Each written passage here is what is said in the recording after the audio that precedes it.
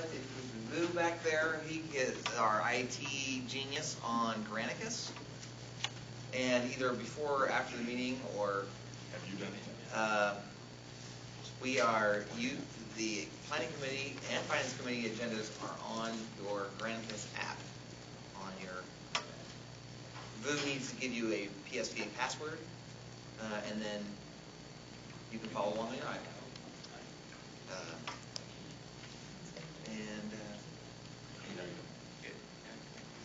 You sure can. We're waiting on Joe Buckley. Yeah. Well, I'll officially call the Planning Committee joint meeting to order. Planning and Finance.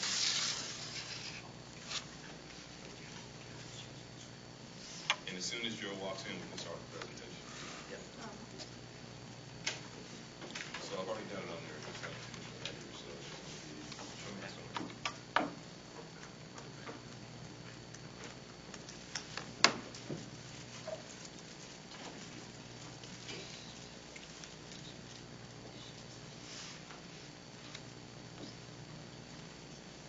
Okay.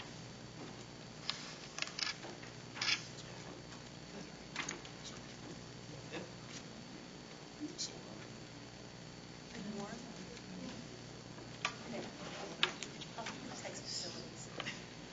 It's okay, they do it remotely anyway, you won't need to see them. that's just my move. As long as it works, you got everything where you want it. It is pretty good. What I need to do is I know they're going on the list right now, so it's a lot of work. I'm working on this platform, and even though I have an iPhone, on a Mac platform, I'm not as comfortable with it. I tell you what, so, I'm sorry, go ahead. Okay. Okay.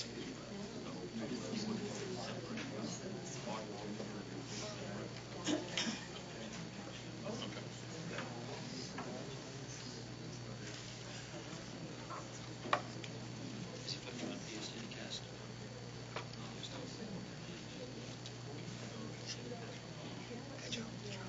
So you got Granicus on your... I don't. Yeah. Just look on your face like you're serious or concerned, or Cool. and I always wondered if I just said the wrong thing. Beautiful. What's your name? What are you thinking during that Thank you, man. I that appreciate makes it. that face? What is that face?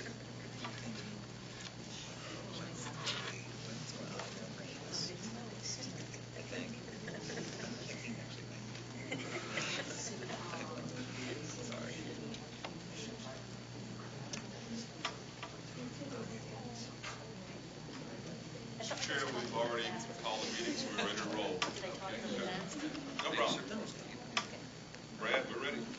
Okay, good morning, Planning Committee and Finance Committee combined. Debbie is going to give a informational presentation on our FY17 budget that is going to be not an action item this month at either of these committees or at the board meeting next week, but we'll have our budget hearings in September. Our first budget hearing is not on a Wednesday, as has been tradition. It is on a Thursday, September 15th. You should know that. It'll be at night. That was changed because there was some kind of ripple-down effect of change by the county and maybe some other entity this year. But Blame the county. I'm not blaming the county. It's not the county. What was the date?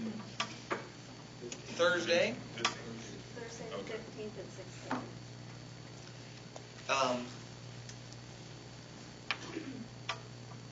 We gave you a draft budget in June. We had a discussion and an action item at the July 2 weeks ago board meeting where we voted on the millage to be advertised in the trim notice, and the board voted to advertise a 0.75 mil rate. just a reminder, the budget that we are proposing for fiscal year 17 next year is balanced without an adjustment to the millage, remaining at the 0.73. And then what staff has developed is an option for the board to consider expanding service using the $1.1 million that we estimate will be generated by going from the 0.73 to the 0.75. A year ago, the same sort of scenario occurred where the trim notices were approved at 0.75, but we ended up voting, a very close vote in September, to keep it at 0.73. At that time, the $1 million of additional revenue wasn't really earmarked for any particular purpose, just to go to the PSTA reserves. This go around, we have our reserves that are earmarked for bus purchases, and then the $1.1 million, if the board chooses to go to the 0.75, would go toward 100% toward expanded service. Debbie, the board asked in July for us to take a look at our budget again and see if there was a way in which we could identify the $1.1 million in other expense savings so that we could do the expansion, which I think was pretty unanimously supported by the board, but without adjusting the ad valorem rate. I will steal Debbie's thunder in saying we tried real hard and didn't get all the way to 1.1. But she'll tell you we got some of the way, and sort of show you how we did that. Let's take it away. Thank you, Brad. Brad mentioned the last couple of weeks have been very busy on all fronts for staff, being tasked with a very special challenge of finding $1.1 million. We took a look at historical trends. We did a lot of analysis work looking back to say, where have we had savings in the past in our budget that we haven't already accounted for in next year's budget? We spent hours going through hundreds and hundreds of lines in the budget in every division that we have to see if we had any increases in revenues or any potential decreases in expenses we hadn't already accounted for. And we did find savings, but not 1.1 million, and I'll get into that a little bit more. So today it's not an action item, it's an information item, and we're going to be looking at 3 different scenarios. The first scenario is keeping everything status quo, meaning we've updated the 17 budget, seeing how the 5 years look based on that. Next, we're going to take a look at what if we increase the service, but we do not have the increased ad valorem tax rate. And third, we'll take a look at increasing service and increasing the ad valorem. If you're not interested in increasing service, keeping things status quo would be the recommendation. If you do want to increase service, I would recommend that we take a look at finding a revenue source to offset the expenses of that, so that we're not pulling from our capital reserves for operations. As Brad mentioned, in June, the board had made a decision to invest in our assets and to increasing our bus service for buses, a bus replacement plan. For the first time, we've got electric buses in the 5-year plan, along with continuing with the hybrid buses, with staff looking for grant money to take those hybrids and upgrade them to electric. In order to do the bus replacement plan in all scenarios that we've discussed, we are using our capital reserves to fund that. That is a very good use of funds because you're doing it not on a one-time basis, but when you're buying the asset, when you're buying the bus, you're going to get, because of Henry's good maintenance plan, 15 years of benefit to the community. So we want to take a look then at how are we going to pay for increased service. I know everyone, and I do believe it was unanimous, that the board is supporting the increased ridership. So that's not the question, is how do I pay for it? So we took a look at Um, we took a look at, again, scrubbing the budget. One of the challenges that I had was that PSTA, on this chart, which is from our American Bus Benchmarking Group, on cost effectiveness of transit agencies around the country. Here we are, one of the most cost-effective transit agencies in the nation.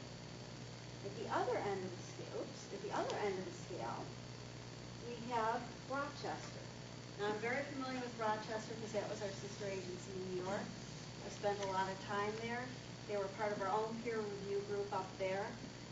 Rochester is not doing anything different than PSTA in providing service. They're not giving any special considerations that would cost more money. The conclusion is we are just cost efficient. We are at the awesome end of the scale. So that made it a little bit more challenging for us. Can I ask a question there? Certainly. Is the LX, is that links, are those the providers? Yeah. Yes. Okay. Going forward, when we last left the board last month, we had a balanced budget for next year. Matter of fact, we had a surplus of $78,495. Based on all the work staff has done, we actually now have a surplus of $476,144, an increase of almost $400,000. We took into account on the revenue line 2, the impacts of decreased revenues we're getting from fares that we've been talking about. We've got new additional grant funds that came in, and we took a look at other things such as the property tax numbers. We increased those slightly. So we had a positive effect there. On the expense side, we reduced salaries and fringes, our fuel costs. In the previous meeting, I talked about locking in 64% of our fuel. That gave us a savings about $126,000, I believe, on fuel over what we had. Utilities came down. At the last board meeting, we had our TV contract, or not TV, but DART contract, which is our largest contract that we have in the authority, and we had savings there. So we included that along with other miscellaneous changes. So the bottom line is we did improve for next year, but not 1.1 million. Did you say the, what do you call it, blue card, Brad? Mm-hmm. Is it blue card, blue ticket, what do you call it in the county issue? The blue card? Blue card, is that included in the? Yes, it is. So it's in the 123, is that what Yeah, so we've got some decreased fares there, offset by what the county's going to be giving us next year, Okay, and hopefully we've got it right. okay, thank you. So let's take a look at scenario 1, which is status quo. Numbers may be a little bit hard to read, but in here we've got a balanced budget where it's green going out to 2020. And this is buying our hybrids and our electric buses. We take a look at what if we increase service, but we don't increase ad valorem. And in this case, we are now in the red in 2019. And we are pulling the reserves from the buses to go to operations. If we take a look at what will happen if we increase service and increase the ad valorem to the max millage, as we voted last month, we are now back to being in the green up to 2020. One of the things I wanted to point out, and there's a lot of numbers and words on this page, is even with increased service, that there are going to be more than 50% of our service, people are going to be waiting 1 hour or longer between buses. More than 40% of our service, you will not be able to return to your origin, depending on the day of the week, after 8 p.m. on weekdays, 7 p.m. on Saturdays, or 6 p.m. on Sundays. So we do have quite a bit of work to do. So just in summary, staff did a lot of time and effort over the last couple weeks to find savings, but not the 1.1 million that we were hoping for. Adding service without finding a revenue source to offset it requires us to take money away from buses. And I just threw this up and I presented this to staff, and I put a thing on there about Moody's and about how it affects what we would do in the future. And they said, do we have debt? And I said, no, we don't have debt. But I like to look forward. And what we do today does affect the future. What the rating agencies do if we were to lease vehicles, any financial institution will look at what your history has been. If we do bonding at some point in time, they do a look back over 5 to 10 years. And they're going to see, have your operations been solid enough to sustain, whether it's leasing a bus or building some big capital item. So what happens is when we start borrowing and robbing Peter to pay Paul, we'll eventually pay for it. The taxpayers will pay for it because the interest rates on those leases will be higher. So that's what I was trying to say to staff, and I hope I'm conveying that there's always actions to consequences that we do today. So I'd like to see if there's any questions. I'm sure there are. Great. I bet. Great job on capturing some savings. Let me ask you one, and then I'll go down the line. Can you go back to the projection spreadsheet? Sure. So I just want to understand Which one would you like? the status quo. That would be fine. Oh, okay. So the FY19 number, the 1.7 million bottom line, that includes our 2-month operating reserve. Is that part of that number, or is it separate? That is separate. We have the operating reserve tucked aside over here, so this is money that's available for use. Okay. So when you go to 2020, you're showing a deficit. Do we still have a operating reserve? We do. That's We apart still from have an operating reserve and our self-insurance reserves. Okay, We still so have those are that. carved out. What's the 2-month? It is. Just approximately. Michael. 12 million. 12 million, okay. Thank you, Brandon. Chair Barker? Going back to the last slide that you had there, Debbie, do we have any idea at all what kind of interest rate we would pay if we had to do It a would lease or depend debt? on the time, but it would increase. At some point, we may want to get an underlying rating or get rated by the rating agencies for that day when we do it, but you would pay more. And right now, the reasons I picked on this Moody's is there's different rating agencies, Moody's, Fitch, and S&P. They've just downgraded several agencies because they're not keeping their operations up to date as far as they had to borrow for operations, and they've downgraded them. And what happens is you just pay an upcharge on your interest rate. I couldn't tell you what that is right today. Thank you, Mr. Chair. Thank you. Other questions? Commissioner Johnson? The charts that you showed, the spreadsheets, does that include the fuel savings related to the hybrid or the electric bus? Sure does. So that's been included? It has. Thank you. And that's reflected in each of the options? Yes. And just for clarification, in the purchases, it's assuming buying just clean diesel in 18, 19, 20, and 21. Nope, this is including hybrid buses. The first year has 3 hybrids, 2 electrics, assuming we get the charging stations through Pinellas Right. County. Going forward for the other years, we have hybrid buses as well. So you're now looking at hybrid buses rather than diesel buses? That was Which was the direction from the board in June. that's different than what we saw That on a is similar spreadsheet. right in June.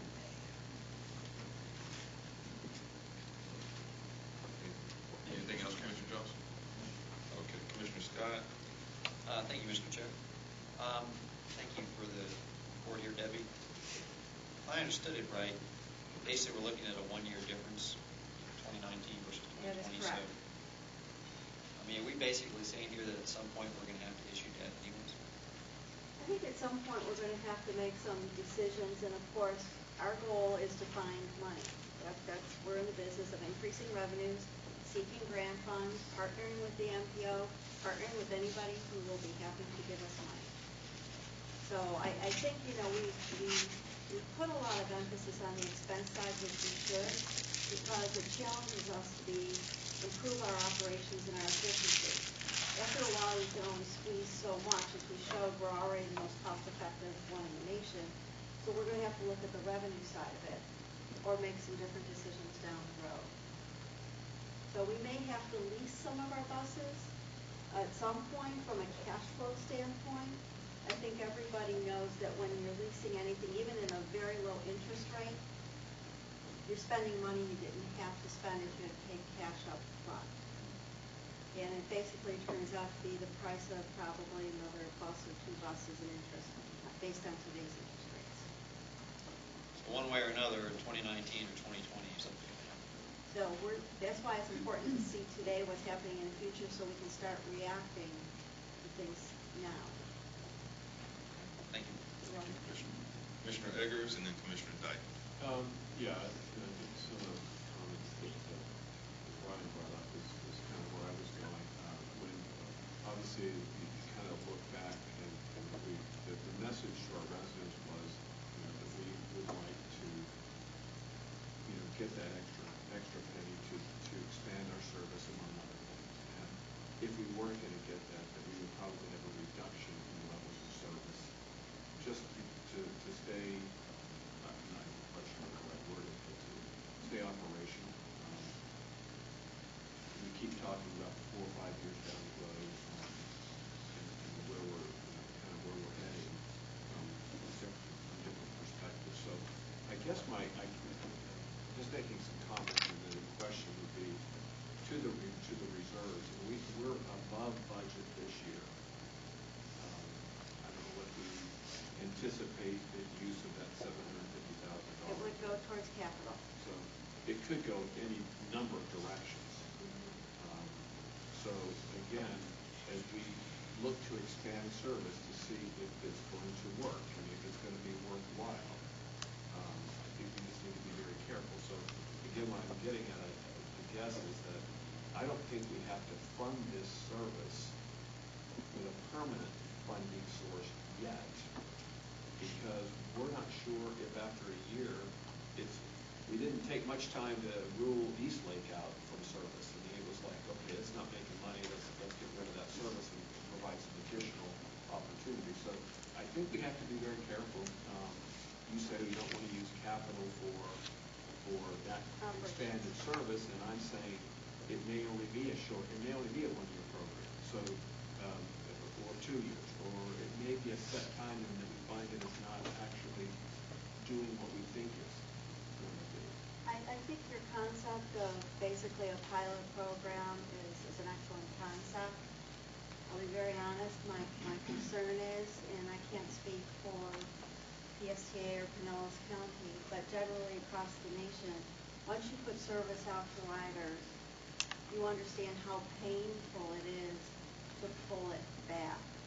So now we're increasing, like I said, even with increases in service, and our primary mission is providing service to the customers of Pinellas County.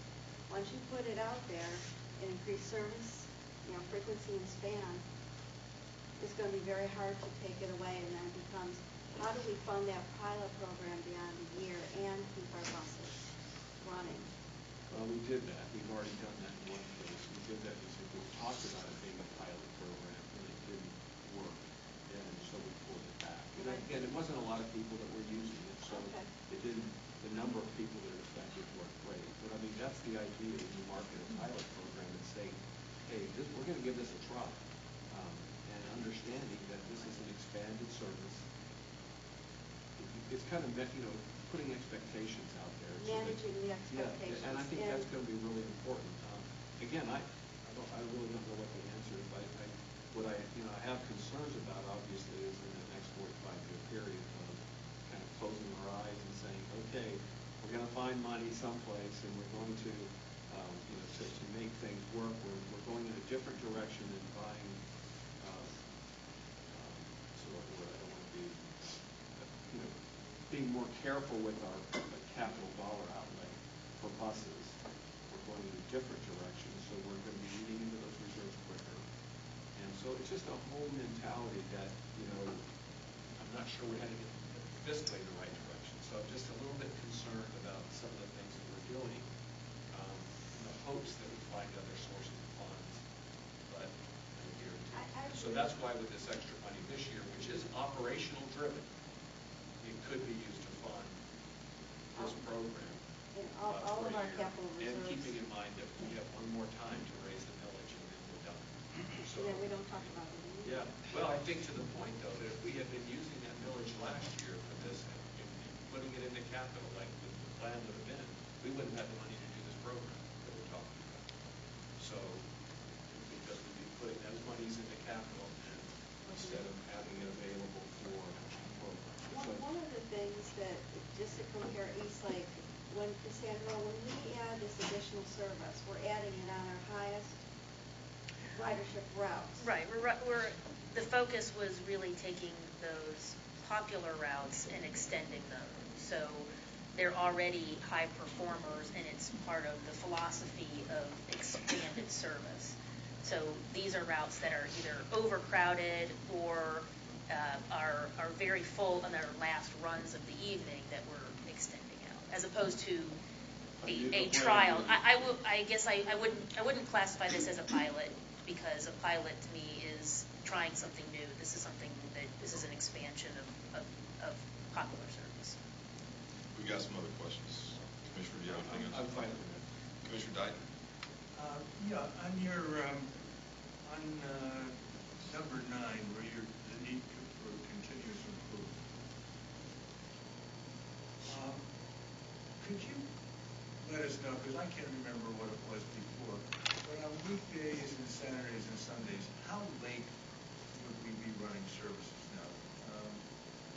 Instead of ending at 8, would we be ending at 10 or 11, or what is the increase of time that we're talking about? I'd have to pull out the table that you had in your packet last month. But some of the routes, we're extending from ending at 6 o'clock to 8 o'clock. Some of the routes are now ending at 9 o'clock. We've moved it to 10 o'clock. It just depends on the particular route and what their last run of the day is already. Do we have any kind of a percentage or feeling like that on how much these are being increased? Yeah, I mean, we have by route changing the table.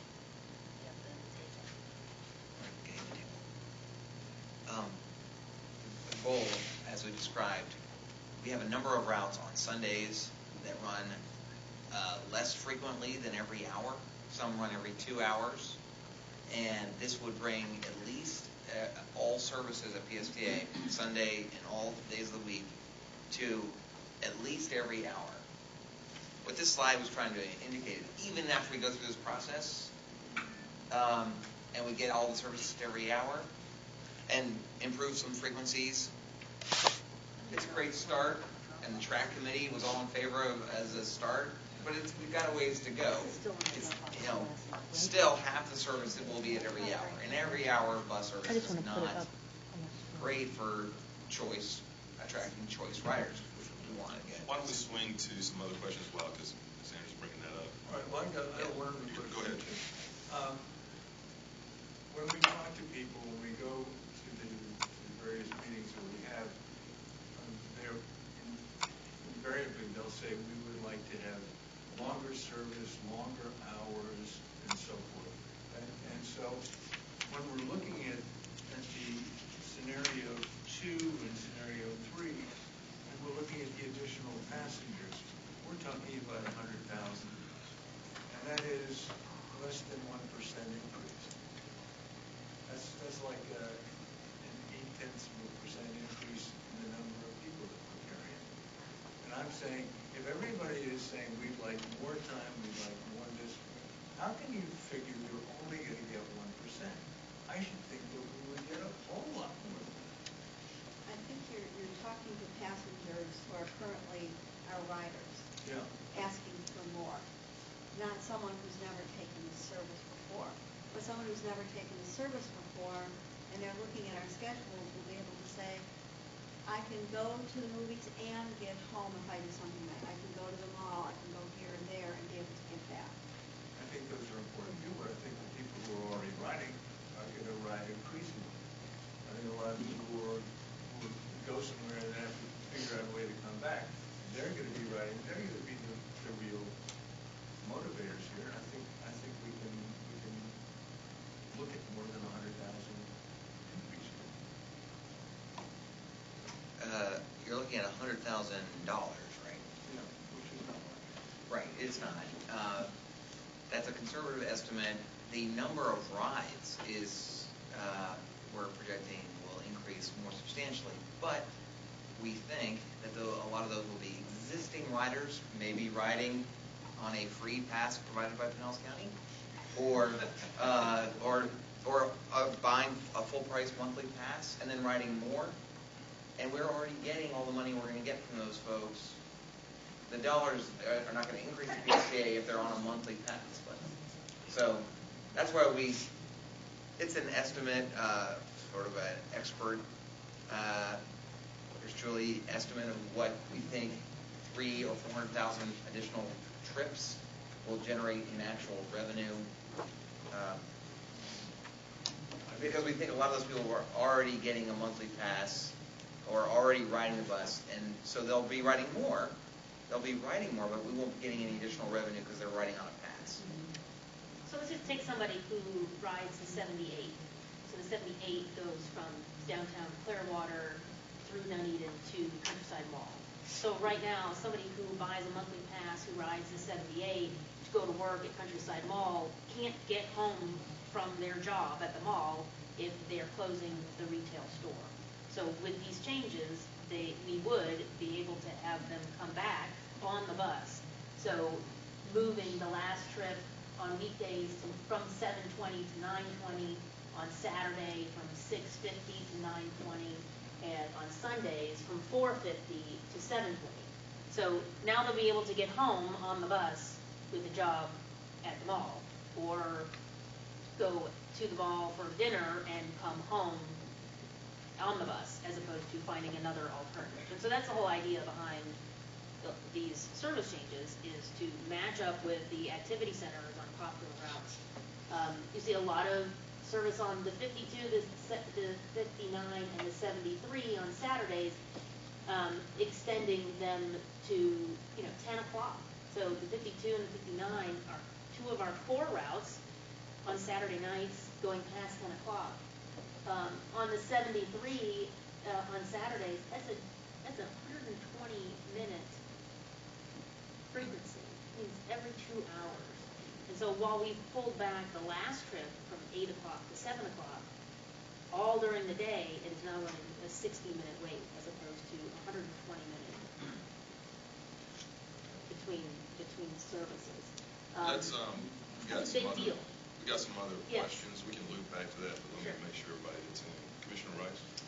Thank you, Chair. And actually, Commissioner Dighton anticipated a lot of my questions about the additional revenue for the passenger fares. So that was, a burning question I had. Okay. Commissioner Gerard? Same here. So $100,000 is less than 1% of the current revenue. Yes. But total revenues is fare box revenue is about 12 million. So yes. Anything else, Commissioner? Okay. Commissioner Johnson? Yeah, just to the comment on the building of the Hanswell route, Detroit, we did the East Lake, but at that time we were also proposing to drop the 4+4, and a great number of people come out and say you can't do it, and we chose not to drop the 4+4, although I think the ridership on that was poor, and some of the folks that said, came there, said, well, I don't take it, but I want that as an option. So it's not, I think what Debbie said is true, but it's tough to change that. The other thing that as we look to this, these are mostly for jobs, not necessarily for social or, going to church, but by going later in the evening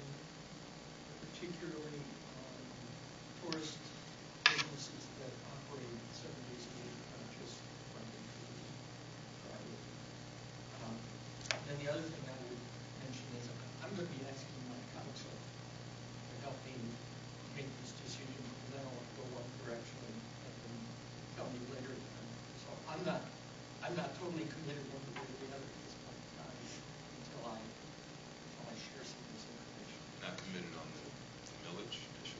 Yeah. Okay. I mean, I'd like to get back feedback From your city council? Yes. Okay. Any other questions? I had one. I wasn't at the last meeting, but I did catch it on video. Since we obviously have a capital problem coming up, and I think I talked to you, Brad, about it, why have we thought about allocating some of, if we raise the millage, and that would be $1.5 million about, right? The 1.1 plus the savings to 400,000, about 1.5. Why wouldn't we put some amount, $500,000, something towards capital, since we know that's a problem long term? So split it between capital and service increases. Is there a reason that doesn't make sense? I would argue yes. I think what we are planning on doing, what the proposal is if we generate the $1.1 million by adjusting the ad valorem, that this service, shown up there on the screen, the operating costs ongoing, assuming they don't get cut back, will be funded by that. Funded by the ongoing ad valorem $1.1 million. The $400,000 in savings we found out we are projecting for this year and next year is one-time savings, and that would go into the bus fund, the capital. So of your 1.5 that the 1.1 would go to operations, and the 400 and whatever thousand would Go to capital. Go to the capital. Yeah. And it sort of just gets to the principle that it's clearly the board's direction, but as Debbie said, all these budget are projections. This is a plan for the future. As we know, plans don't always come to reality. Things change. We show these 5-year projections as a projection. They may change. Hopefully we'll get more than $100,000 out of these increased services. But we're just trying to plan the best we can, the most conservative we can. The board could choose not to adjust the ad valorem and increase the service, and there's a chance it would work out. Who knows? I heard from a number of board members after last meeting, oh, well, it always works out, Brad. You always do magic. And, No, it doesn't. it's just, to me, it's not a good principle to be counting on one-time money to fund ongoing operation. And we should have a plan for funding it into the future. That's all. Why are the salaries and fringes one time? No, reserve money goes to buses, which are not necessarily one time or every 15 years, but reserve funds in principle should go to one-time expenditures for either capital items like buses. Yeah, we're on the same page there, but if you go back to slide 5, one of the savings, line 3 was reduced expenses in salaries and fringes. And normally that's recurring if you're eliminating Right, a position. so those reduced salaries and fringes, we've got in there have an effect over the next years. Right, those are Yes. Fuel was one time this year. Your projections for fuel are based at the $3? No, we're starting out, we started out in, actually at the end of July, at $1.75. We're now down to an average of $1.70. And then we have a factor going up of about 5%. So on the charts that you gave us projections, it's based on that? Right. 175 and an escalator? 170 now in an escalator of 5%. So if you do have a big increase, that's going to change. That could change that. And of course, we're trying, and Mr. Johnson asked, do we have the fuel savings in there from the hybrid? Yes, we do. In the electric. I know I have some commissioners Debbie, in your slides here, so the operating reserves at the beginning of the year, that includes our capital reserves? Yes. That's any reserves that are not designated, like our operating reserve, doesn't include self-insurance reserve or what we pay for our health claims. So this is money that is there. It's got the, basically it's for capital. As you can see, we start using it in operations a little bit in 2018, which we hope to. Right, because I just see in 2018 a capital reserve decrease of almost $8.9 million. Put towards bus. Okay, just following numbers, thanks. Commissioner Eggers? Yeah, just on the scenario that you put together, I think, in the next year or two, probably need to have that continuing dialogue about capital. And are there obviously additional lines down there that talk about the capital reserve and how it's changing based on the purchases that you're anticipating? This is it. That's it. Line 6 there. That's it. This will take you down. This is But where we're starting. it doesn't give you an ongoing reserve level for the capital, does it? Well, down here, we No. start out at 24.2, we come down to 23. We bring it back up to start the year, see how we use it, come back Yeah. down. And it's all, Okay, this so is at everything. 20, okay, I get you. So that is Yep. and in those capital reserve, now, those capital reserve decreases are all hybrid right now, right? All hybrid. Go up there. Mr. Chair, one last question. Yes, sir. Are we assuming, Debbie, the fact that Pinellas County is increasing in value currently, our municipalities are experiencing some increase as well? Yes, Are we we are. assuming an increase in the revenue, whether it's at the max or the current level for ad valorem, that there is an increase in value automatically? We do include that in there. Commissioner Dyson and Commissioner Johnson. Yeah, I just wanted to point out again, how much we're asking the people of Pinellas to contribute to this. And from the property value people in Pinellas County, they sent me something that the average market value of the homes in Pinellas County is $189,000. The taxable value of that is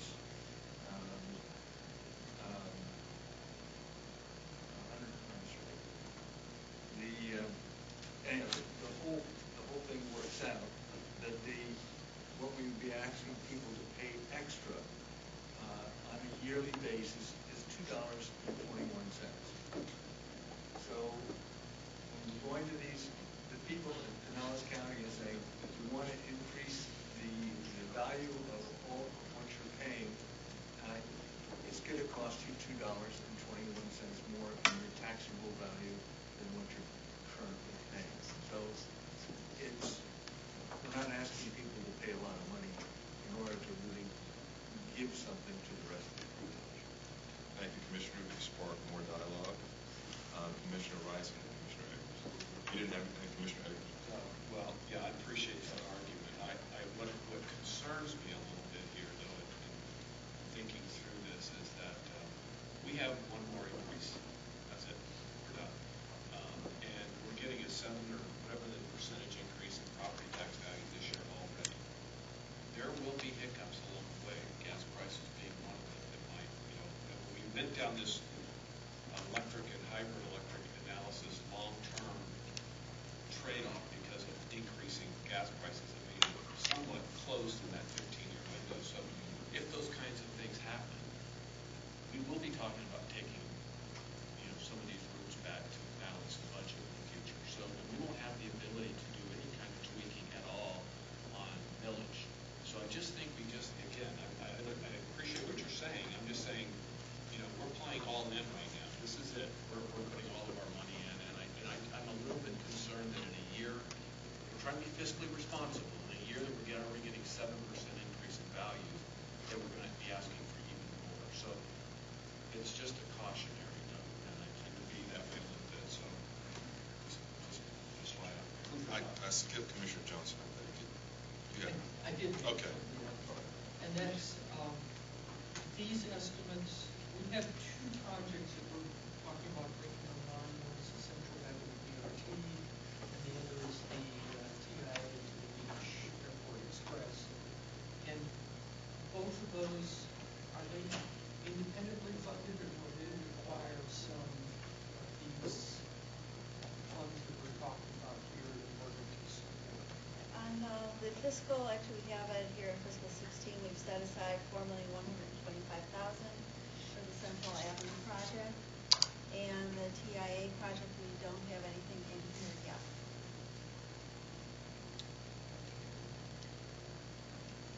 And then the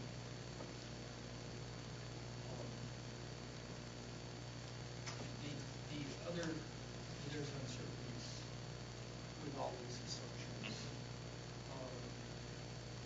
The property tax uncertainty, that right now, we're already increasing our revenue, increasing the taxes that we get from our citizens. So this is, we're above our rollback rate. So we're already hoping for a tax increase. We just stay with existing money. So going to the other $2.21, still a tax, a tax increase on top of the tax increase we already kind of went into. Thank you. Commissioner Gerard and then Chair Barker. Yeah, I just wanted to point out that we know that we have an issue with our capital budget and our capital reserves, whether we do anything here or not. We've known for quite a long time that we have an issue, and that we need to do something about it. And, we need to find other sources. This impacts the capital reserves almost not at all. If you look at if you look at not doing anything or increasing service and increasing ad valorem, we're pretty much the same with the capital budget. So this is not an operating expense issue. It's really about what are we going to do 5 years from now? Because we're still in a deficit with capital purchases. So, and I have to say also that the diesel and hybrid buses also don't impact it all that much in the long term. We still have an issue. So that's the issue that we need to be talking about. And yes, we're here to provide services. I do think it's going to be more than $100,000, but because I think there are people that don't take the bus because they can't get back and forth to work, and they beg rides from everybody else, and or they just don't work at all. So I think, and I also think we need to work on our ridership. It continues to decline, and we need to be looking at that. Thank you, Commissioner. Chair Barker. Yes, just to, thank you, Mr. Chair. Just to look at the other side of the argument from my friend Commissioner Eckers.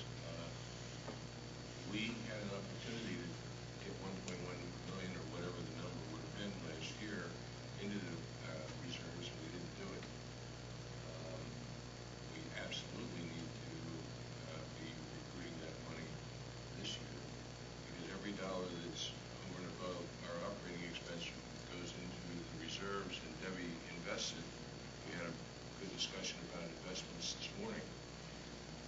That money's invested, and that helps to offset the fact that we're going to run into a deficit down the road. So it's just fiscally responsible that we acquire those funds now, so that we have more in the bank, so to speak, to offset the fact that we will be running into negative territory in 2 years.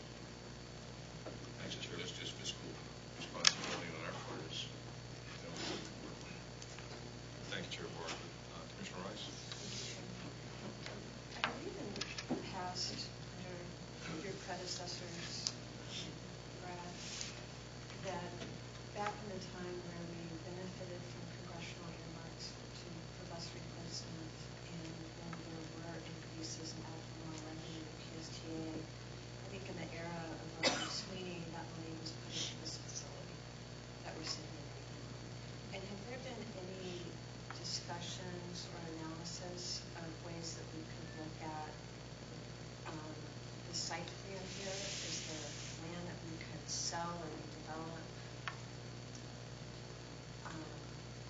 I'm just thinking outside the box in terms of just looking for anywhere we can get extra.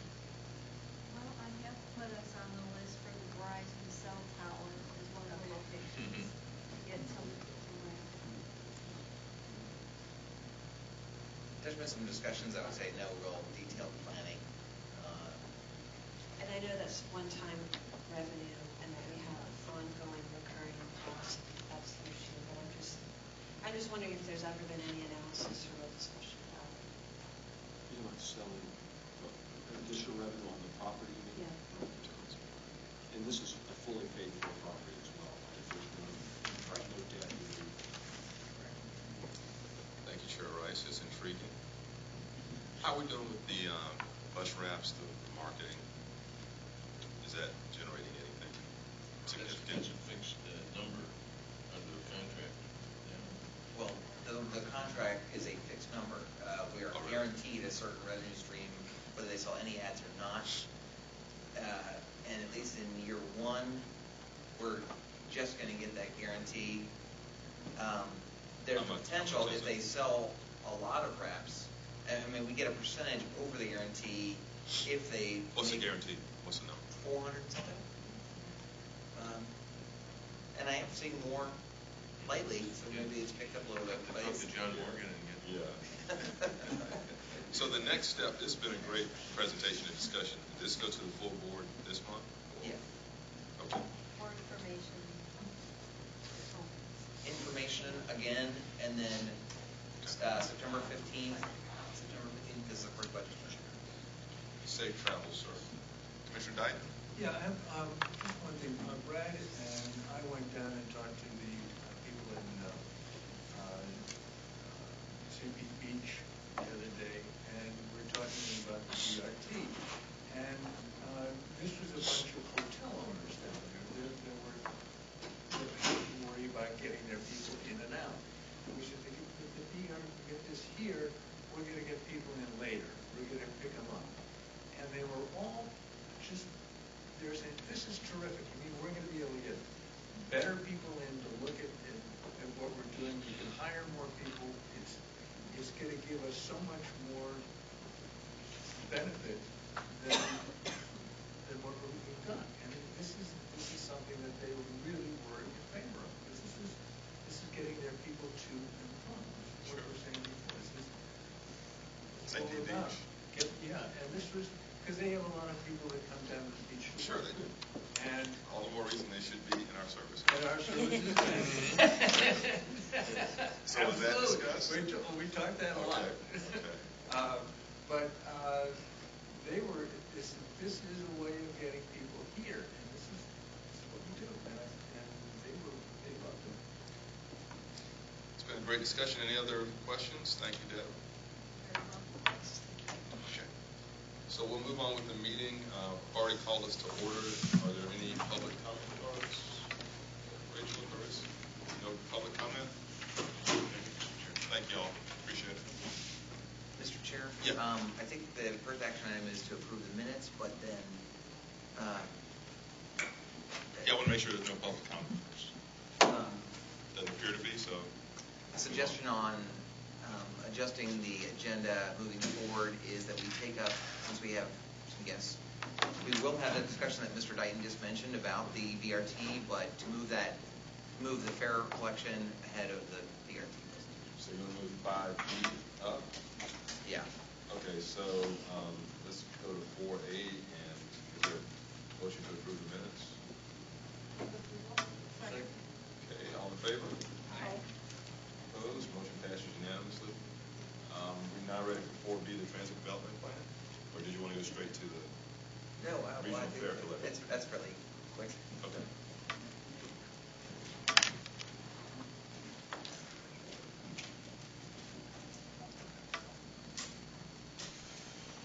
It's right there. I feel like the Vanna White of Power. Good morning. It's really long today. Okay, so this is an action item on the Transit Development Plan Progress Report. It's due to FDOT by September 1st. And although the TP is required, it really just represents good planning and is something we would do anyway. It serves as our 10-year strategic vision. It provides the foundation for the transit components of the MPO's long-range transportation plan, TBARTA's master plan, and it also documents our priority projects, which we forward along to other entities for prioritization with other modes and then also for funding. As I mentioned, this is a progress report. We have a 10-year major update that's due every 5 years. You last adopted that last year. So in interim years, we do submit this report on our progress over the last years and with an updated implementation and financial plan that includes a new 10th year. The Transit Development Plan is organized around our Path Forward Strategic Plan. All of the activities included in the TDP fall under at least one of these tiers. It includes notable accomplishments over the last year, things such as our implementation of the multi-phase system redesign and first and last mile programs. It also documents our accomplishments towards our priority projects that were included in the last year's plan. So hopefully these all look familiar to you, and this does show that we are making progress on all of our priorities.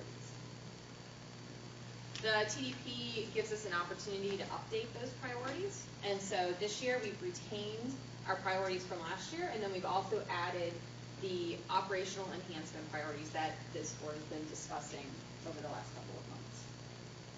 So hopefully you've had an opportunity to look at the plan. I know this is just a brief presentation, but happy to take any questions, and I'll turn it back over to the chair for that, and then hopefully for action. Heather, we've spent quality time with the plan. Well done. Any questions or comments? Okay, so we need a motion to approve. Okay, all in favor? Opposed? Motion passes. Thank you so much.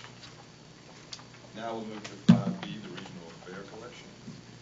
Yes, Mr. Chair, we have a couple folks that are going to be presenting this project.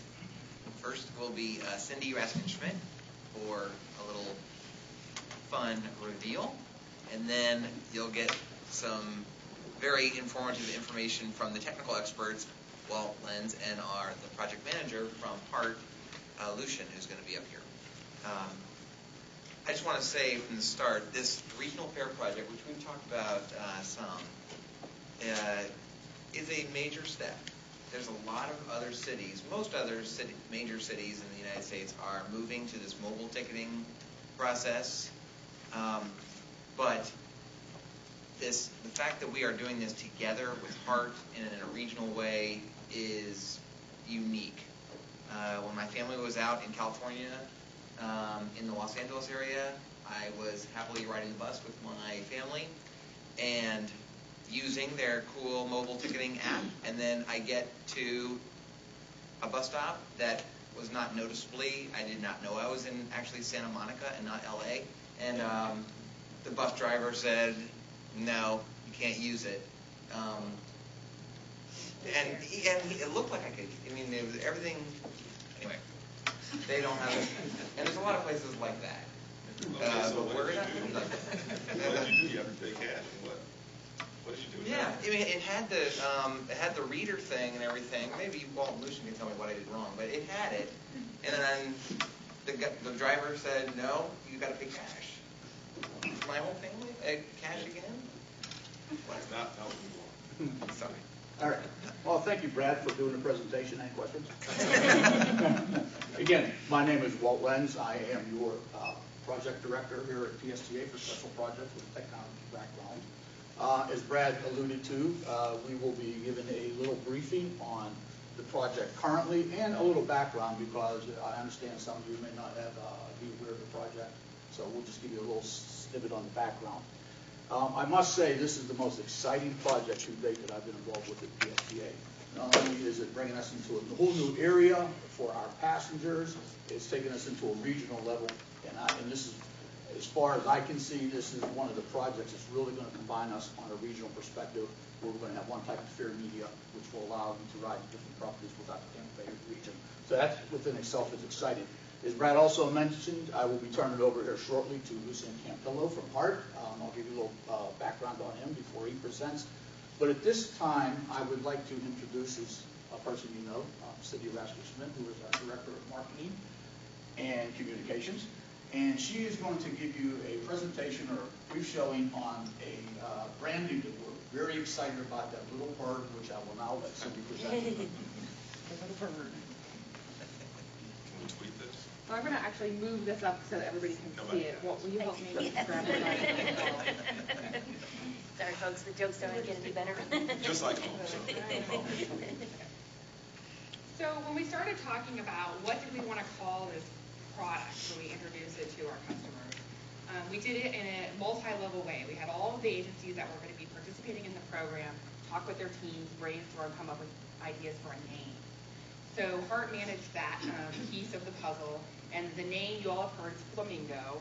We're calling it the Flamingo Bears Tampa Bay, so when you look for it in the App Store, that's what it's going to be called.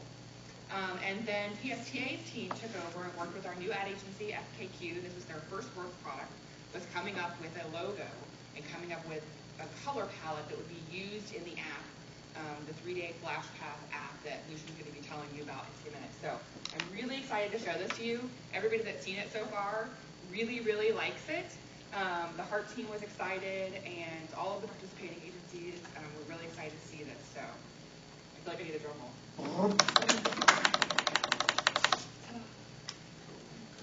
Yay! It done it. So what we wanted to do was, there's a couple things we do with this logo. You can see the FLA at the beginning is Florida, okay? And we wanted to focus on the go also. Because this is an app that's going to make it really easy for people to go between the different transit agencies. And then the little icon on the top, we have nice crisp colors. We have the black, we have the tan, and we have the hot pink. And then as you'll see, this is kind of what it'll look like in the app. And they're going to demonstrate some stuff later on what that's going to look like. So we just wanted to give you a little sneak peek. The Hart board has seen this also, and it was any of you that were there yesterday got to see it in Catherine's video that she showed. So we're super excited about this. I'm also really proud of my internal team who's going to be working on taking the lead on developing the advertising materials on behalf of both agencies for the stuff that's coming up. So very excited. Not only that, but also Cindy and her group, which we're relying on heavily, will be assisting us in pushing this out to our internal staff, our bus operators and customer service reps, who we've been updating them as the project's going on. But now, because the application is getting ready to be available to the public here shortly, and Lucian will comment on that, we are now in the process of developing a push-out training and organization program for our internal staff. Because this is, for us, this is a major change. It looks great. It does. Who handled the design on that? I'm sorry? Who handled the design on that? FKQ developed the design. They actually, when we went and saw it, Hart joined us, and we went and saw the designs. They had like 24 different designs that they showed us. They were so excited to work on this project. They had 4 of their designers each come up with some designs, and the designers presented them to us. So it was hard to choose, really, and we ended up actually coming up with a combination of 2 of their pieces to put together to come up with this. So it's really going to be great, dynamic, long-lasting. We won't need to rebrand this anytime soon. Really pops. It's got some life to it for sure. Thank you. Thank you.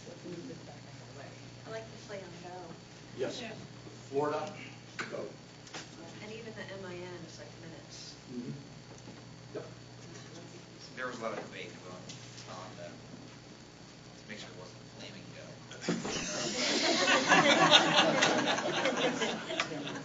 Oh, why We not? don't want burning birds. Well, thank you very much, Cindy. At this time, I would like the opportunity to present Lucian Campillo. Lucian is the Hart Project Manager, Office Senior Project Manager over at Hart, and he's the overall project manager for the project. It's been exciting from my perspective at Pinellas Suncoast Transit Authority as a project manager to be working with Lucian. Lucian was raised in the Tampa Bay area. And also, I am honored to say, is a fellow veteran, he is a retired lieutenant colonel from the U.S. Army, and he has served 2 combat deployments to both Iraq and to Afghanistan. Correct? He is, like I said, he's recently retired. And he and his family, their last duty station was over in Hawaii, so they've come back this way, and they've joined the transit community as of December last year. So please welcome Mr. Campillo. Hey, good morning. Before we start on the project, my name's Lucian. I just wanted to say, I think take a chance to take a step back and really thank Brad and Debbie and the entire PSTA staff for your leadership and truly for being great partners in this project. I, believe it or not, you see me up and down these hallways all the time. I feel like I spend just as much time as I do at PSTA as I do at Park because your staff has really been that helpful. And it's really been great. I think it's important for members of the board to understand just how well we work together, and also within the other agencies of the region. That's great to hear. Kind of a quick history. You realize what I'm going to talk about today is just a visual ad. You saw a little bit of a picture of what Cindy put out. But this project actually started in conception of like November of 12. If you didn't see that on the information packet. So it's been going on for a couple of years, just kind of moving it from an idea, a concept, to getting the stakeholders involved, and then actually putting it together on a contract and actually putting it out. And we even had to go through some terms on that. We actually put an RFP out that didn't work, and we had one person bid. So we kind of came back, put something out a little bit better. We got some more people to bid on it, and actually came up with a pretty good product, a pretty good contract, and it went out. Innovation Technologies, the vendor that we're using, they have a lot of experience throughout the world. If you've been through Europe, use some of the transit systems in Germany, and it actually does a lot of repair part stuff there. And I've personally got a chance to use it, been very happy with it. What we're about to bring, it's very innovative for the region, but quite frankly, it's time for us to do it. Any place I've traveled throughout Asia, throughout most of North America, they have something similar.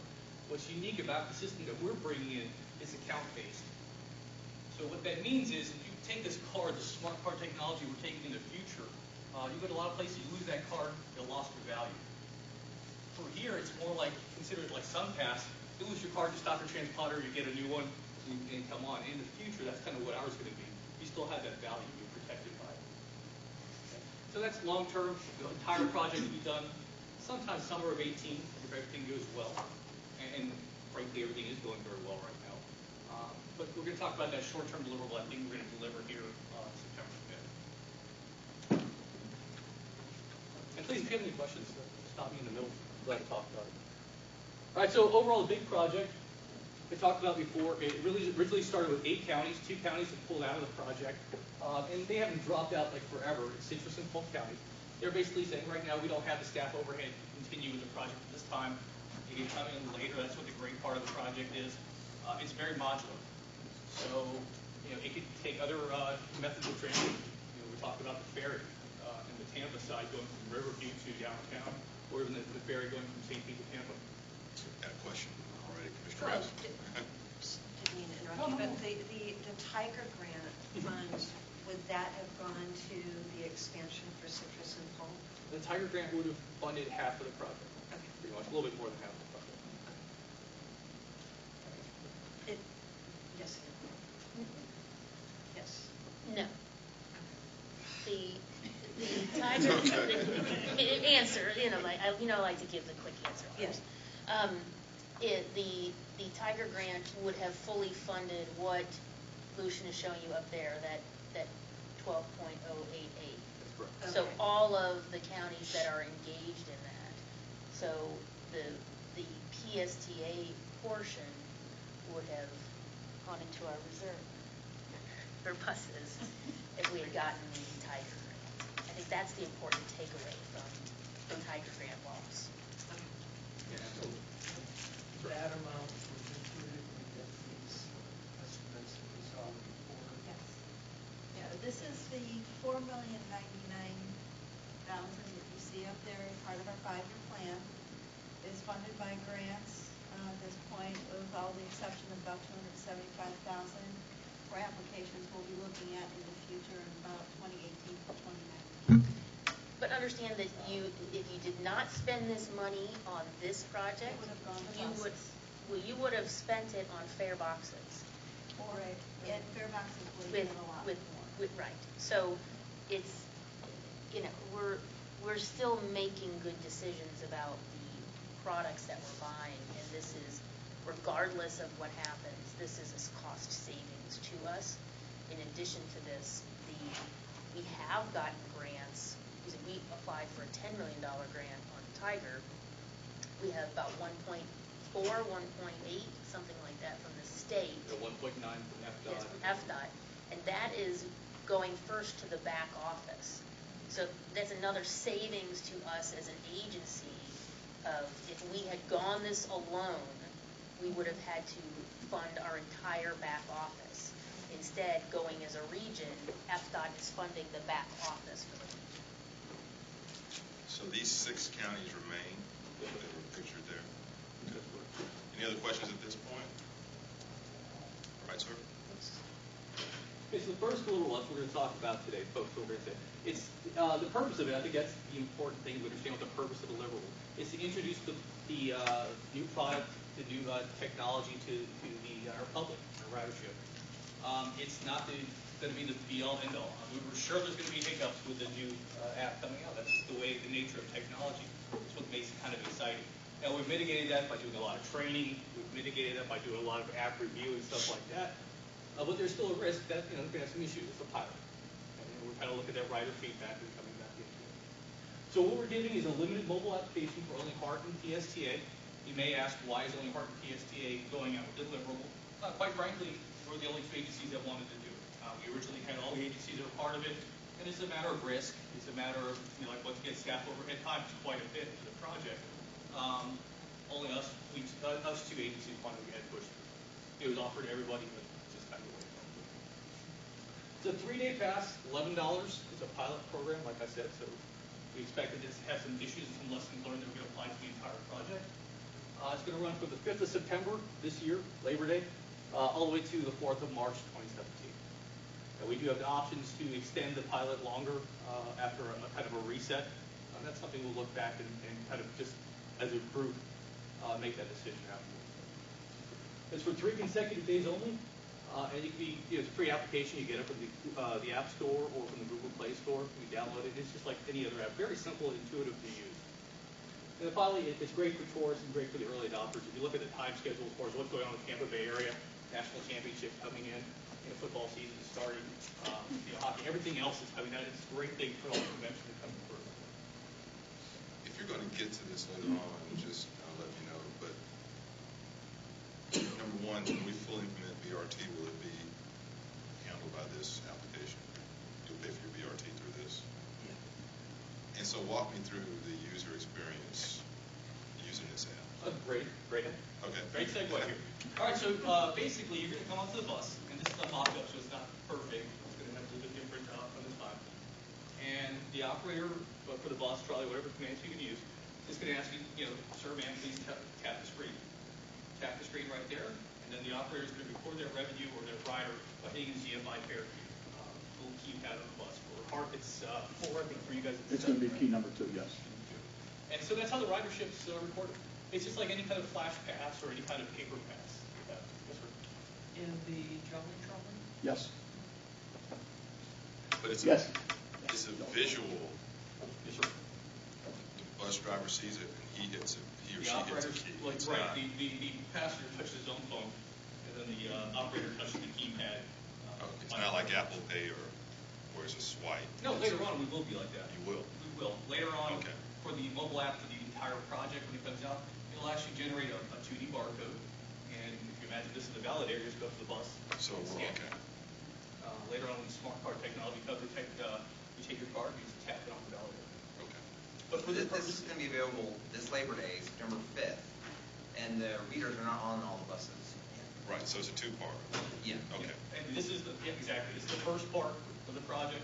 Next summer, we'll start installing the validators in the vehicles because we're a long test period. In summer of 18, we'll see them in the system fully implemented. That's exciting. Commissioner Gerard? Well, if you have more than one writer like Brad and his family in Los Angeles, All you'd have to do, get back, I'll show you right now. you can put more than one. Yeah. Okay. Just add 2 and activate the tickets. It's really that simple. Get on the bus, 2 unlimited. Lucian is very special. He is the only one that I've seen that's been given this cool Actual app to play with and Oh, show no, people. no. Yes. Oh, Yeah. no. They've had testers throughout both the agencies. We've been kind of really just been grinding on the system. Any other questions at this point? Okay. So So very simple, and that's kind of what we want to do. You see there's a screenshot of kind of what the concept was when we got it. We talked about the data, the ridership data is all going to be collected through your GFI fare box. Nothing's really changed. When I talk to our operators and the people in the HAR area, I reinforce that nothing's changing for the September 5th as far as how we do things. Our motto at HAR is check, challenge, chill. Something wrong with the fare? If the guy's having problems with it, sir, get something wrong with the problem. Please, show me your right fare. If you don't have it, go ahead and sit in the back, on the bus. It's okay. So nothing's changed. So it's kind of taken away some of the apprehension of the drivers or operators. Any further questions? Next slide. So where are we going from here? What are we estimating for participation in this pilot? Well, we kind of roll out with the numbers. I don't have a number to give you, sir. But it's soft. We're doing a very soft rollout, and there's a reason for the risk associated with putting a new app out to the. I think that was when the Labor Day came out. I mean, truly, if you're really trying to hit a hard rollout, you wouldn't go with a Labor Day drawing. Our marketing team told me over and over again. So I think Labor Day will be our chance to kind of work out some bugs. Then we'll see a continued improvement month to month. I can't really tell you how many 3-day passes we sell. No, I'm not giving you a concrete number. If I may, we have made it price competitive. I mean, for an intro to this technology, it's $11 for a 3-day all ride. And to answer the question was asked earlier, just to expand a little bit further, every system within the two organizations, PSTA, which includes Jolly Trolley, and I just found out Looper, and over on the Hart side will be your Tico streetcar line. So it is, as Lucian alluded to earlier, it's for $3 for a 3-day $11 pass. You can't go wrong. You're riding everything. Especially for our tourism, that's fantastic. So we really expect once the word gets out there and our marketing folks finally do put some advertising out, we expect a lot of people to use this application. Can we give you a number? No, but I mean, if you just look at the value for this thing, why would you not get it? Really.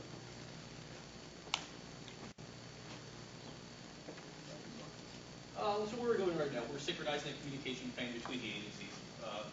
Cindy mentioned it earlier. We do talk quite a bit. Steve and her in internal and external marketing. It's pretty much hand in hand. We're using your videos, we're giving input for your videos. So it's been a great sharing of resources. Testing, and more testing. I put up there like that because I feel like I'm living this app. I'm touching it every day. I'm having my kid touch it. It's anything we can find from a different perspective of how it's going to go wrong. That's what we're going to attack. Lastly, training is beginning. We had training from the vendor to us already, and that training was a long day of starting, basically general concepts of it, all the way to the back office and how we're going to answer complaints and responses. Yes, sir. Do you pay for this through the app? Just put in a credit card? Yes, sir. Can you leave that credit card there and just buy? You could save your credit card, or you could do a transaction. Each one's account based. This, like I said, it's a prelude to the project. So this same thing we're going to have here is not what we're going to have 2 years from now as far as the application. It's going to be similar, but it's going to be more linked into how we do things overall. And remember, this application is going to be eligible for any rides on both systems. So, like a really good target market for us would be people who ride the 100X or the 300X. So we can really focus in, we can really talk to them about their experience on it.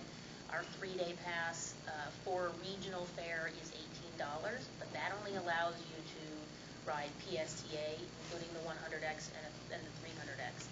So this is a great value for those folks, and again, really creates that really tight pilot group for us to focus on and get some really significant feedback. Do you not want this to be well-known? I mean, limited to the pilot? You don't start broadcasting this? No, we'll broadcast to our entire ridership, but in terms of, like, if there's 2 parts to the market, maybe I should let Cindy talk about this, but there's really, multi-levels of what they're going to do. We could actually get physically on the buses, 100X and 300X, and talk to those people. That's not something that we would do for our entire ridership. So we'll have those mass marketing pieces, but also have that person-to-person piece where we can get some anecdotal or like focus group type feedback without paying somebody to do a focus group. A focus group on the bridge. And that was part of this, if you realize it, we signed a contract in late February, early March. I mean, it's a very quick turnaround on this pilot act, especially when dealing with this kind of technology. I mean, what we're doing here is we're gathering data so when we do the full app that's going to have a whole bunch of different functionality on it, it's going to be part of the message, part of the solution. That everybody that's adopting this now, you're helping us all get better. And that's part of the communication. If I may, one other comment. As Lucian alluded to in 17, we like to call this the visual app, and the app that he's talking about coming in 17, we like to call that the full robust application. So from project management perspective, we differentiate between the two. We're also, PSTA is also taking another step. And by the way, if you ask, this is all very PCI compliant, all this technology. We're actually going forward in 17, we're going to be able to give our customer base the option to not only use the application, but to use Apple Pay and Samsung Pay. So, we looked at this from a maybe more of a tourism perspective. You get on one of our vehicles and you don't download the app or something, you just want to ride, jump on a bus, well, pull out your smartphone, tap and go. So we're opening this up, taking this to all different extremes, and we think that's where it's really going to go. So you'll have the card-based side of it, the smart card, where everybody thinks of a smart card, account-based. The other good thing about accounts-based systems is it allows you real-time adding value to the card. Some of the older smart card technologies, when you would go in and add value to the card, you had a 48-hour waiting period because the bus had to come in, dump the file, upload the file, and take off. Account-based system, it runs through cellular. So as soon as you add value to that car, you go out your door, you jump on the bus, and you're good to go. So the technology, every time you turn around, the technology is improving. We're hearing crazy stuff that there's now technology out there where you put it in your pocket, and it's like a Bluetooth, and you walk by the fare box, say hello, and boom, grab the information. So what this system allows us is to build on those technologies in the future. It is open architecture, or what Lucian said, modular. So it will not limit us for what's going on today, and will allow us to expand in the future. So as I started out, this has got to be one of the most exciting projects that I've ever been involved with, and both us Hartman on the regional level. This is a game changer. It really is. It really has been exciting to be part of. Yes. Very forward-thinking, very exciting. Thank you, Walt and Lucian. Any other questions? And thank you for your service as well. We appreciate it. Well, thank you, everyone. Will this be on the App Store, or will folks go to a site and download it? You go to the App Store. And so what's the official name? There's already a Flamingo Fairs Tampa Bay. Yes. Okay. And once they're uploading it to the App Store and Google Play Store, we'll get the actual links to be able to market it. The way it works, we have another round of development that's going to start testing, starts on the 18th and the 23rd. Once that final build is set, then we can start marketing where it goes. Great. Is it going to be available on the Apple, iTunes Store, etc., on the 5th or prior? It'll be prior, sir, but you will not be able to purchase a fare until the day of the fair. Gotcha. I have to give these guys a lot of props because they have been really thinking hard about all of the possibilities of what this could be and making sure that we're set up so we're making some really good short-term decisions to be long-term flexible. Excellent job. Thank you. Thank you. Thank you. Okay, I think that takes us to 5A, which is the bus rapid transit alternatives. Yes. Yeah. Yes. It's fine. It's a soft rollout, but you can be one of the first to tweet it and post it and pay knock yourselves out. You can't download it yet, and as you know, there is another Flamingo app. I do have a photo of Lucian with it in his hand. Oh, you want some photos? Let me send you some good ones. No, I haven't heard anybody say this in the park. No, it's not. It's not. What's that? It's not embargoed. No. Yeah. No longer, I don't think after yesterday. Oh, no.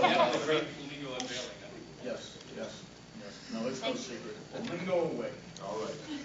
So, switching gears now to the Central Avenue BRT, Heather is going to walk through the technical analysis that has been completed by our consultant, Jacobs, who Jennifer Straub back there is representing. And we've had some workshops. She's going to be presenting all this information. with the goal of keeping this project on track for getting federal construction funds next summer, and then opening day sometime hopefully in 2019. We are hopeful that the PSTA board can come back at its October 27th meeting and take a vote on the locally preferred alternative, or the alignment of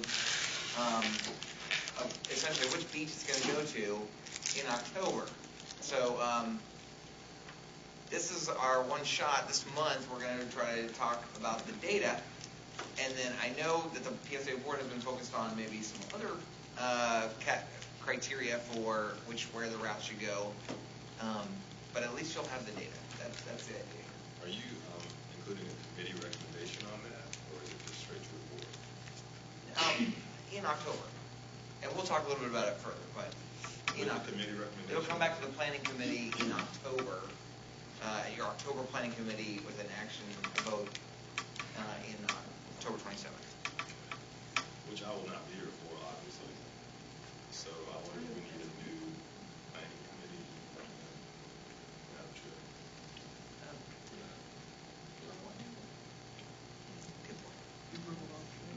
September 30th. I didn't know that until you brought it up, by the way. All right. Okay. So with that,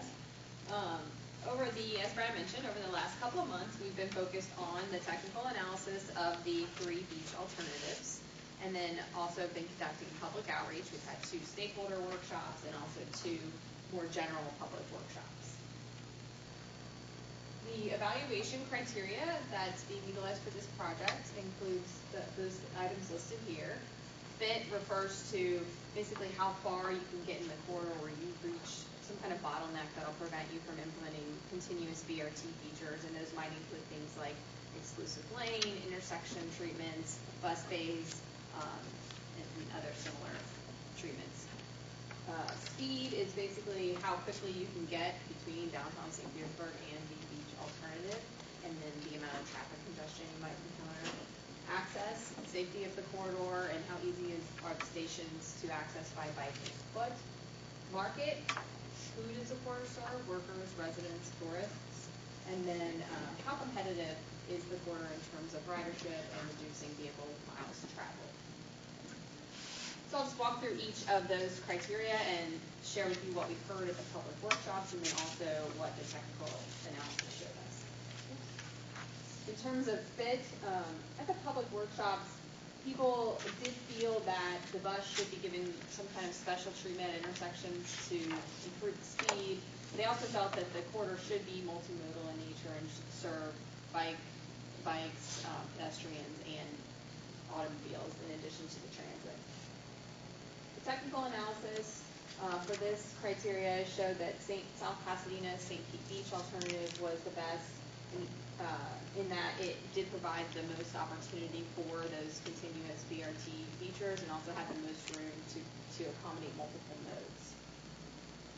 For speed, we again looked at how fast it would take to get between downtown St. Petersburg and the beach and the amount of traffic congestion.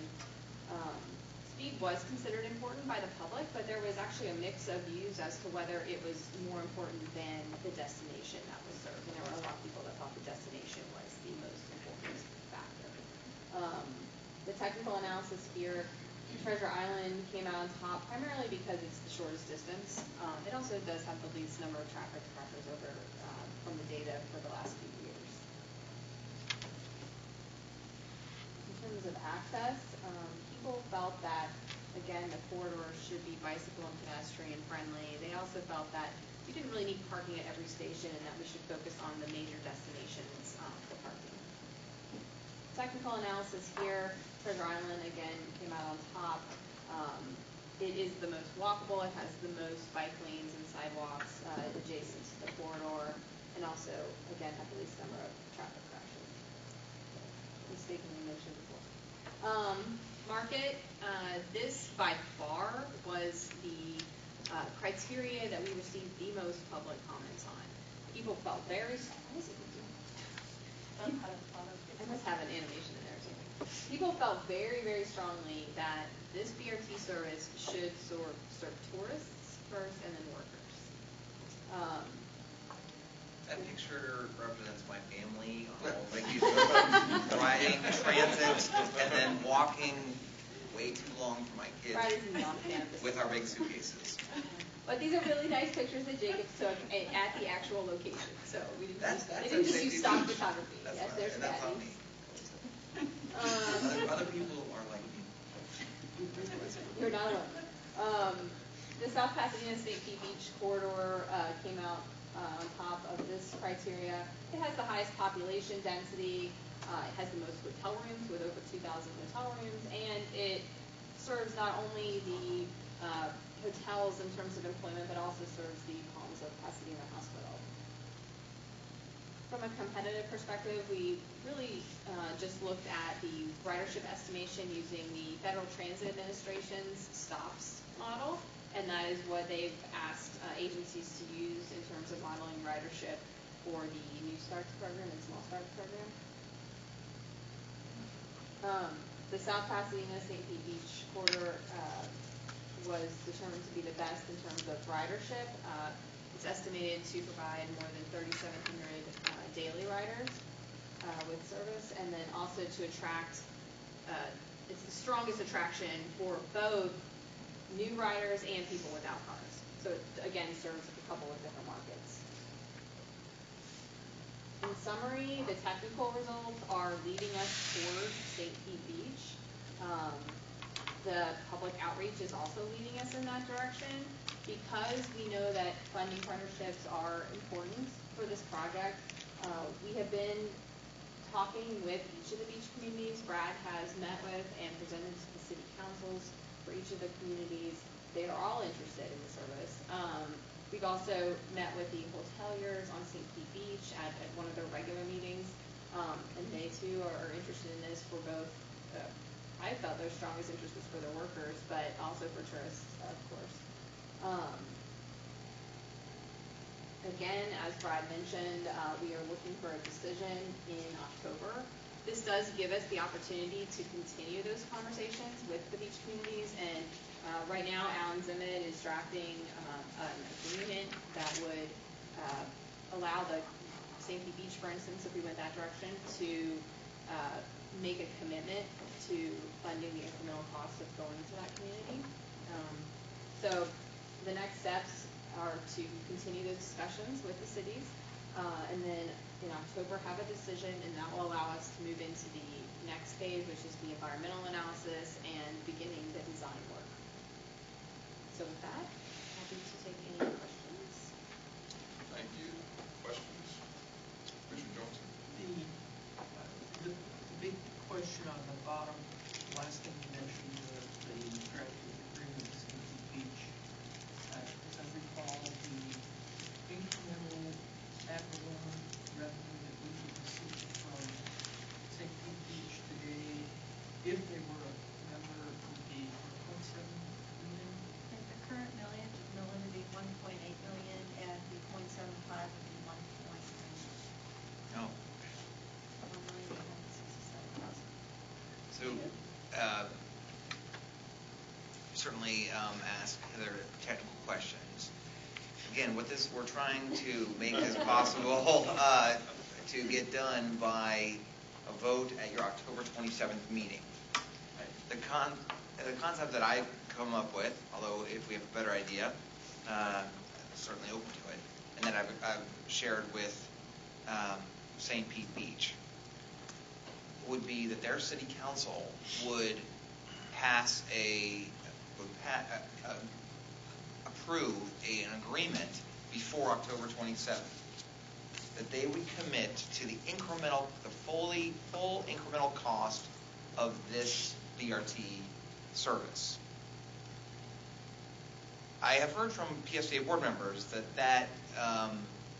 that's insufficient, or at least not preferable. What would be preferable is that they hold a referendum and that they join PSTA, and that the beach recipient of this bus rapid transit must be a recipient of PSTA. Right now, the only one that meets that criteria is Madeira Beach. it's not a surprise, but the technical analysis shows that the preferred alternative would be St. Pete Beach. If the PSTA board is not agreeable to the idea that the Treasure Island or St. Pete Beach, in this case St. Pete Beach, if they commit to either having a referendum and joining the PSTA, or at least paying the fully loaded incremental cost of the BRT in their city, so that we are not funding, that the rest of the PSTA organization is not subsidizing this route. We should decide that, and then I can let the St. Pete Beach new mayor and city council know that. Roughly, what we presented to them, they are currently paying the incremental cost of the Central Avenue trolley service in St. Pete Beach at about $500,000 a year. They're getting about twice as much service with this BRT, and so their price goes from $500K to $1 million. They would have to come up with $1 million instead of $500,000 out of their budget. Alan Zimmett, as Heather said, I've tasked him with drafting an agreement that their city council would vote on before our board meeting that would commit their city to funding the $1 million. They don't need to come up with the money in this year's budget because we're not starting the BRT until 2019. So they have some time. Now, as you all know, as elected officials, you can't commit your council to a future expenditure so they can back out. So we are going to create a penalty that if they back out between 2016 and 2019, this is my idea, that the penalty to St. Pete Beach is they have to construct 2 stations in Madeira Beach with their money.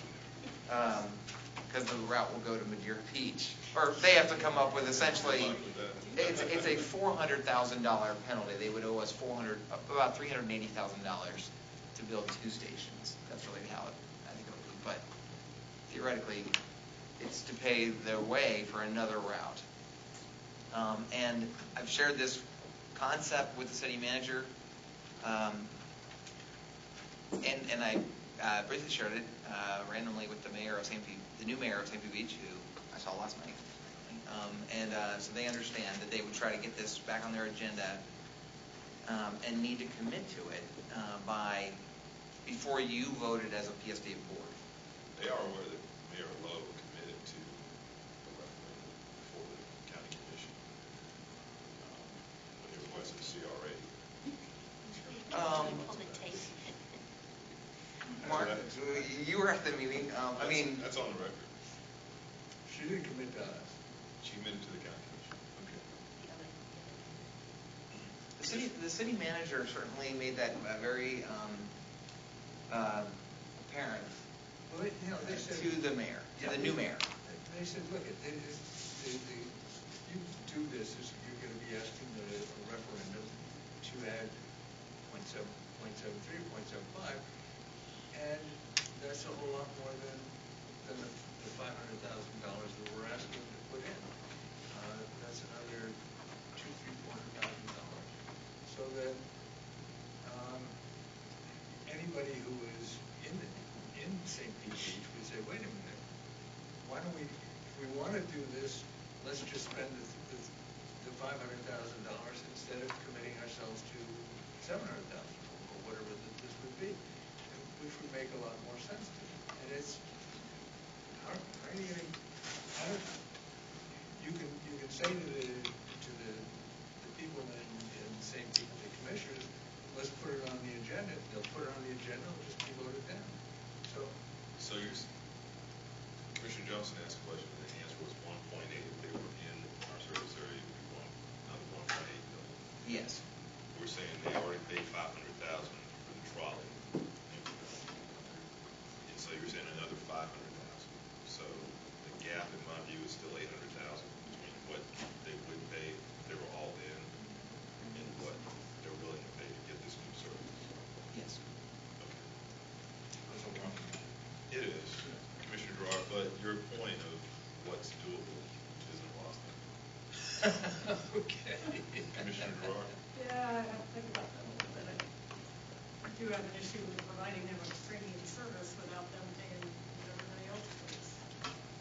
And I told you, I'm a great deal there for $1 million, they get the premium service and they cover it. And they're still not part of the system. Well, And they're saving $800,000 in the process. So I don't know. I'd like to ask our legal folks, is there any reason that the businesses that would benefit the most from this can't contribute? Well, that was certainly asked by the new mayor to the hotel owners who were all sitting around saying, this is awesome. And, I mean, they definitely want to explore that. Public-private partnership. Well, See, and like I don't have to special be assessment legal for district. them to spend their city money to construct something in their beach. I don't see how that could be possible. I don't know about that. That's sort of the framework. It would really be that there would be a financial penalty for a future St. Pete Beach City Council to back out of the deal before the service started. Right? So that we go ahead with this design and everything, assuming that it's going to go to St. Pete Beach and go through the environmental process and everything, then there's going to be costs to them backing out. We're talking to them, and what we're saying is right now, you're getting the bus ridership, and it's costing you $500,000. What we're saying is, we're talking to you about getting double this. So naturally, it's going to cost you more. And so your question is, do you want to pay more for this and get it? Or should it just go to Madeira Beach, what it would normally be? So it's saying, do you want it or not? And it's that simple. And maybe we can't get them to do 7.5, but certainly we're saying we're going to give you more. Do you want to pay for it? Or we'll go somewhere else. Let me just also throw out the Heather argument. I can Or say it Heather too, can if say you it like. yourself. Just that, there's a reason that the technical analysis is conducted is because we really, really want to we want to put out the best service we can put out as an agency. And, we want to be able to obtain the most ridership, have the best impact on, not only for the tourists, but for downtown St. Petersburg, which, their businesses will receive a lot of the benefit of this service in that it'll bring more people to those businesses in downtown. And then also their residents who work on the beach will receive a much faster service to get to those jobs and allow more people potentially to get jobs at those hotels and services. And that is what we've heard from the people in downtown, is they would like to see it go to St. Pete Beach as much as any beach community wants it. So we just have to balance. There Totally is a understand value this to perspective as well. PSTA going to St. Pete Beach. Right? There is a value to the city of St. Petersburg, St. Petersburg residents, PSTA system as an organization to have the best route. And so, trying to put a monetary value on that is $800,000, I don't know, but there is a value to running the best possible service we can provide. You remind me of my daughters now, making a hard sell. So why this makes sense. And I get all that, but at the same time, we're still facing a deficit in 3 or 4 years. It gets back to our fiscal reality, and everybody ought to be a part of PSTA. I know that's in my perfect world. So in my mind, there's something between the 1.8 and the million that might make sense. But just putting on another hat, when they come back, we've said this, we had a meeting in Gulfport last night talking about CRAs again, and they are coming back and asking for their St. Pete Beach CRA. We've already said on record in public meetings, it's hard for us to even talk about a CRA with a transportation component. We're not a part of the transit system, and that was when Mayor Lowe came to us twice. Yeah. So That's another consideration for the city. This is the previous mayor, the mayor who just left. Yeah. So I don't know if they could use CRA funds for transportation. station. You can. If they were to get a CRA. Yes. It's how you drive, Use that. Yes, yes. it's how you draft the CRA language. But you can use the city portion, right? Well, we were talking about what you can use from the county portion. That was what we talked about last night. So it's still, there's some other considerations that they might want to look at. Commissioner Johnson? The one question, the going to $1 million a year, does that include a payment for the capital, the Yes. stations? Oh, Or is no. that $1 million In plus? addition to the $1 million, there's a $380,000, 360. There's a capital component to constructing a one-time capital requirement that they'll be required to pay for their 2 stations. They would build the stations 100%, and then they would pay $1 million ongoing in every year and growing operating costs. So they build the stations. Yeah. That is over and above the $1 million. Okay. Chair Rice? I guess I'd like to say that I'd like us to get more creative thinking about ways to use the carrot instead of the stick, because I'm just wary of how that could come across. With that electorate can get flared up very easily on the beaches, and misinformation spreads like fire. So I just would hate to come across as if we're threatening. I'd rather think about inducements, good service, ways that, I mean, it's typically, we're talking about a retired population of the year-round residents.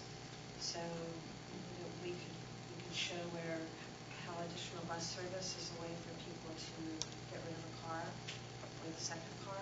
Some of the arguments we've used before in the past. Good cop, bad cop. Yeah, good cop, bad cop. But we've already had that very public conversation with them. They understand. Mayor Lowe agreed. And, I think that's why she said she'd go back and ask for a referendum. That was a couple of months before she left office. I understand your concerns. I don't think the possibility of a referendum exists because it's a value judgment. Those folks, other than tourists, aren't our customers. But it's premium service that we're going to add to one of the 5 communities that's not in our network. Although we are adding it to one of the principal members of our district, the city of St. Petersburg. For the majority of the route will be in there. And then, in addition, South Pasadena is in our district. We're going to their city council on next Tuesday. So they will benefit, and they are in need here. St. Pete is in it no matter which of the 3. Okay. Other comments? I would agree with what you're saying, that if we tell them you're gonna have to pay for something in Madera, They won't want to do that. No, so they'll stick in. Yeah. My other Chair Rice. concern is I wouldn't want to see that go sideways, where then there becomes a sentiment against the BRT location because it has greater regional value to us. And we need to show that public buy-in on all facets of this project. So I wouldn't want to accidentally create prejudice against our project. they would go nuts. I don't think they'll go. I mean, I would. Well, that's fine. I mean, I think that the agreement needs to have some sort of risk created within it, so that it is a commitment, and PSTA recoups its costs. If a future city council of St. Pete Beach, knowing that they change and they have a lot of issues, changes them. Doesn't want to pay the increment. Yeah. A follow-up, Commissioner Knight? And I'm just wondering, maybe if we talk about what the follow-up would be, saying we'll do this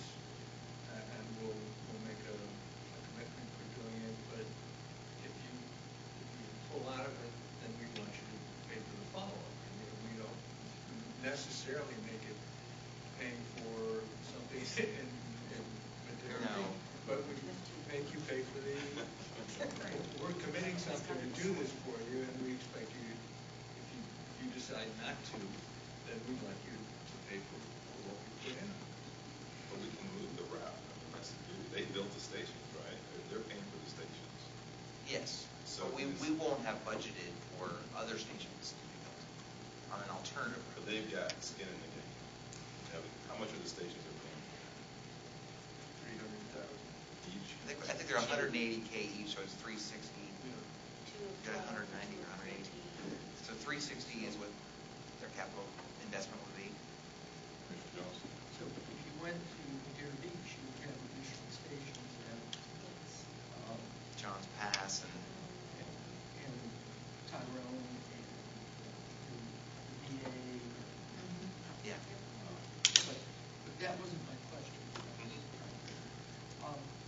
Brad, I think you said you did do a briefing for the big city on this, or? You did. It's been a while since I've been in the big city. But have we, I don't think it was this. No, It was the shelters. we haven't gotten this, the recommendation and the three alternatives. So we will be doing a presentation for big city after the announcement is or. That was suggested at the executive committee. I think that's a good idea to present it to the mayor's council. I don't know if the new mayor of St. Beach has attended one yet. It is important for us to make the decision about the route if we still plan to get in the fiscal year 19 federal budget.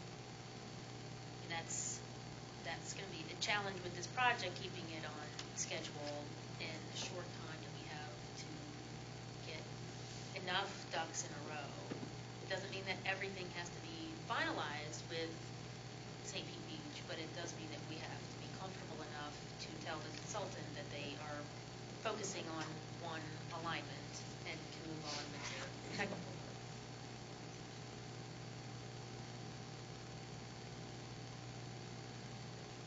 I'll just say for the record that if, given everything we talked about, if somehow they got to 1.5 instead of 1, I'd be much more comfortable with it. It seems like just adding another 500,000 on top of everything else just isn't enough.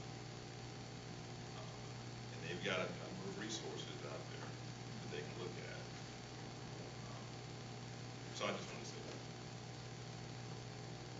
since we're talking. Anything else on this issue? Are they scheduled to come back before the county commission with their ask? Yes, we just talked about it. Well, I don't. Between now and October? No, not that quickly, but they are coming back with the revised CRA request. It should be the first CRA we've ever done on the beach. That's kind of. So everything has to be, I need a blank. yeah, well, Yeah, right. We had, and that was brought up on Clearwater Beach, back when Clearwater Beach did have.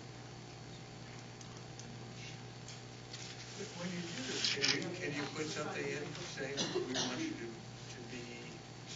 pay for what's going on with the PSTA, or can you we put that- said, rather than joining, but rather than just supporting? I don't think, it just, at least in my mind, there's not a preference. As long as they provide the financial resources that PSTA would otherwise receive. So you could put that in as part of the CRA? Well, we don't have any attorneys at the table, but that's kind of the thing. Is everybody Well, needs there's to, a plan that goes along with it. yeah. But transportation was one of the things they identified in their CRA request. And in fact, a parking garage, a multimodal center. And the question came up, well, how can you do a multimodal center if you're not part of the transportation? Right. Exactly. Commissioner Johnson? Just to make sure I zero in on understand, right now they're paying $500,000. The proposal that is being drafted is to go to $1 million. If they were fully in, if we paid more than what we're getting now, is that right? So Go away. substitute for the 100, like you say. So is is it 1.8 would be the ad valorem taxes? Or is that incremental over what you're paying now for the bond? It's the total. It's total. So the net benefit of them joining PSA would be $800,000. So it's the increment, it's 800. No. We would get the extra 1.3 million. Yeah. Oh, yeah, compared to today, yes. But Thank you. Anything else on this item? Next steps on this, Brad? except try to get back with to complete this agreement by the attorney, and then we're going to have a discussion about it at next week's board meeting, and then get back on the St. Pete Beach City Council. I do think, in addition to providing me some cover, it would be helpful. Well, you tell me, you would know. Helpful if we had some PSTA board members come. I mean, I'm assuming Mark will be there, but maybe county commissioners. I don't know. Tuesday nights, or maybe the next step is to have another meeting with the new mayor. We've had a meeting with the new mayor, but it was with the hotels as well. The hotels said, "Great, city, go get this, make this happen." Go pay for it for me. And the city manager was like, "Well, it would be a major increase to my budget, so how will we do a referendum and get PSTA?" And the new mayor was, I think, kind of in between and just learning what was going on. So. And that's a new interim mayor as well. Yes. Right. So I don't know when their election is. Spring. Next year?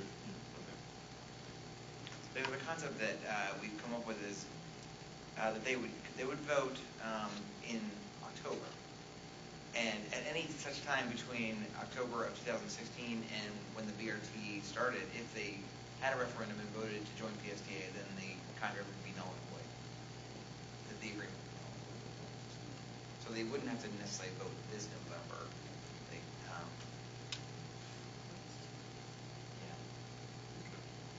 Anything else before we move on?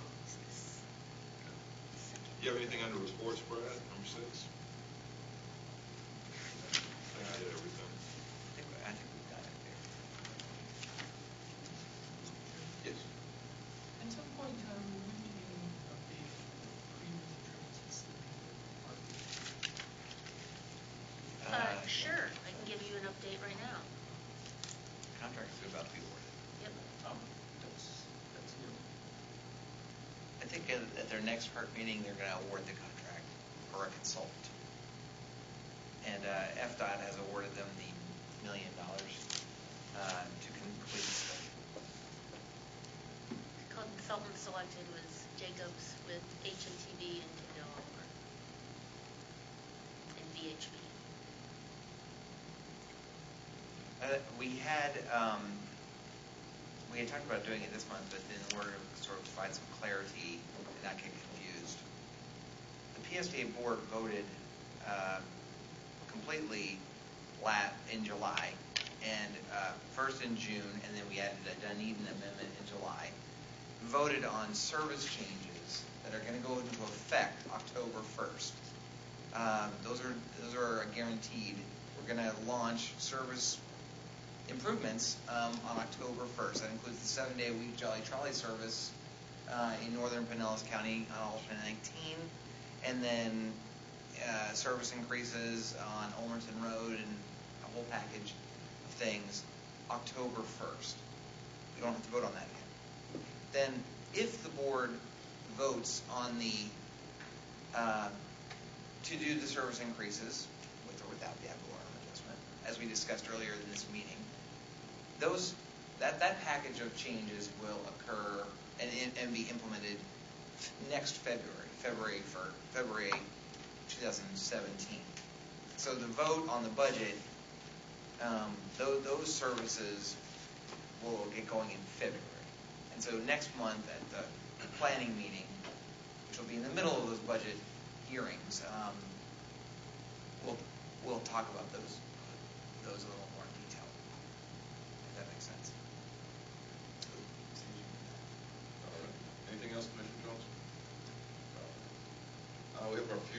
remaining subjects in Granicus, very short list. Yeah, and that's what I was just Okay. mentioning, September, the upcoming service changes. Okay. Any other business? We're gonna talk about this, The blue blue card? card thing.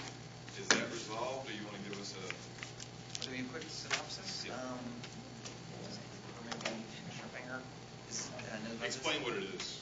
Okay.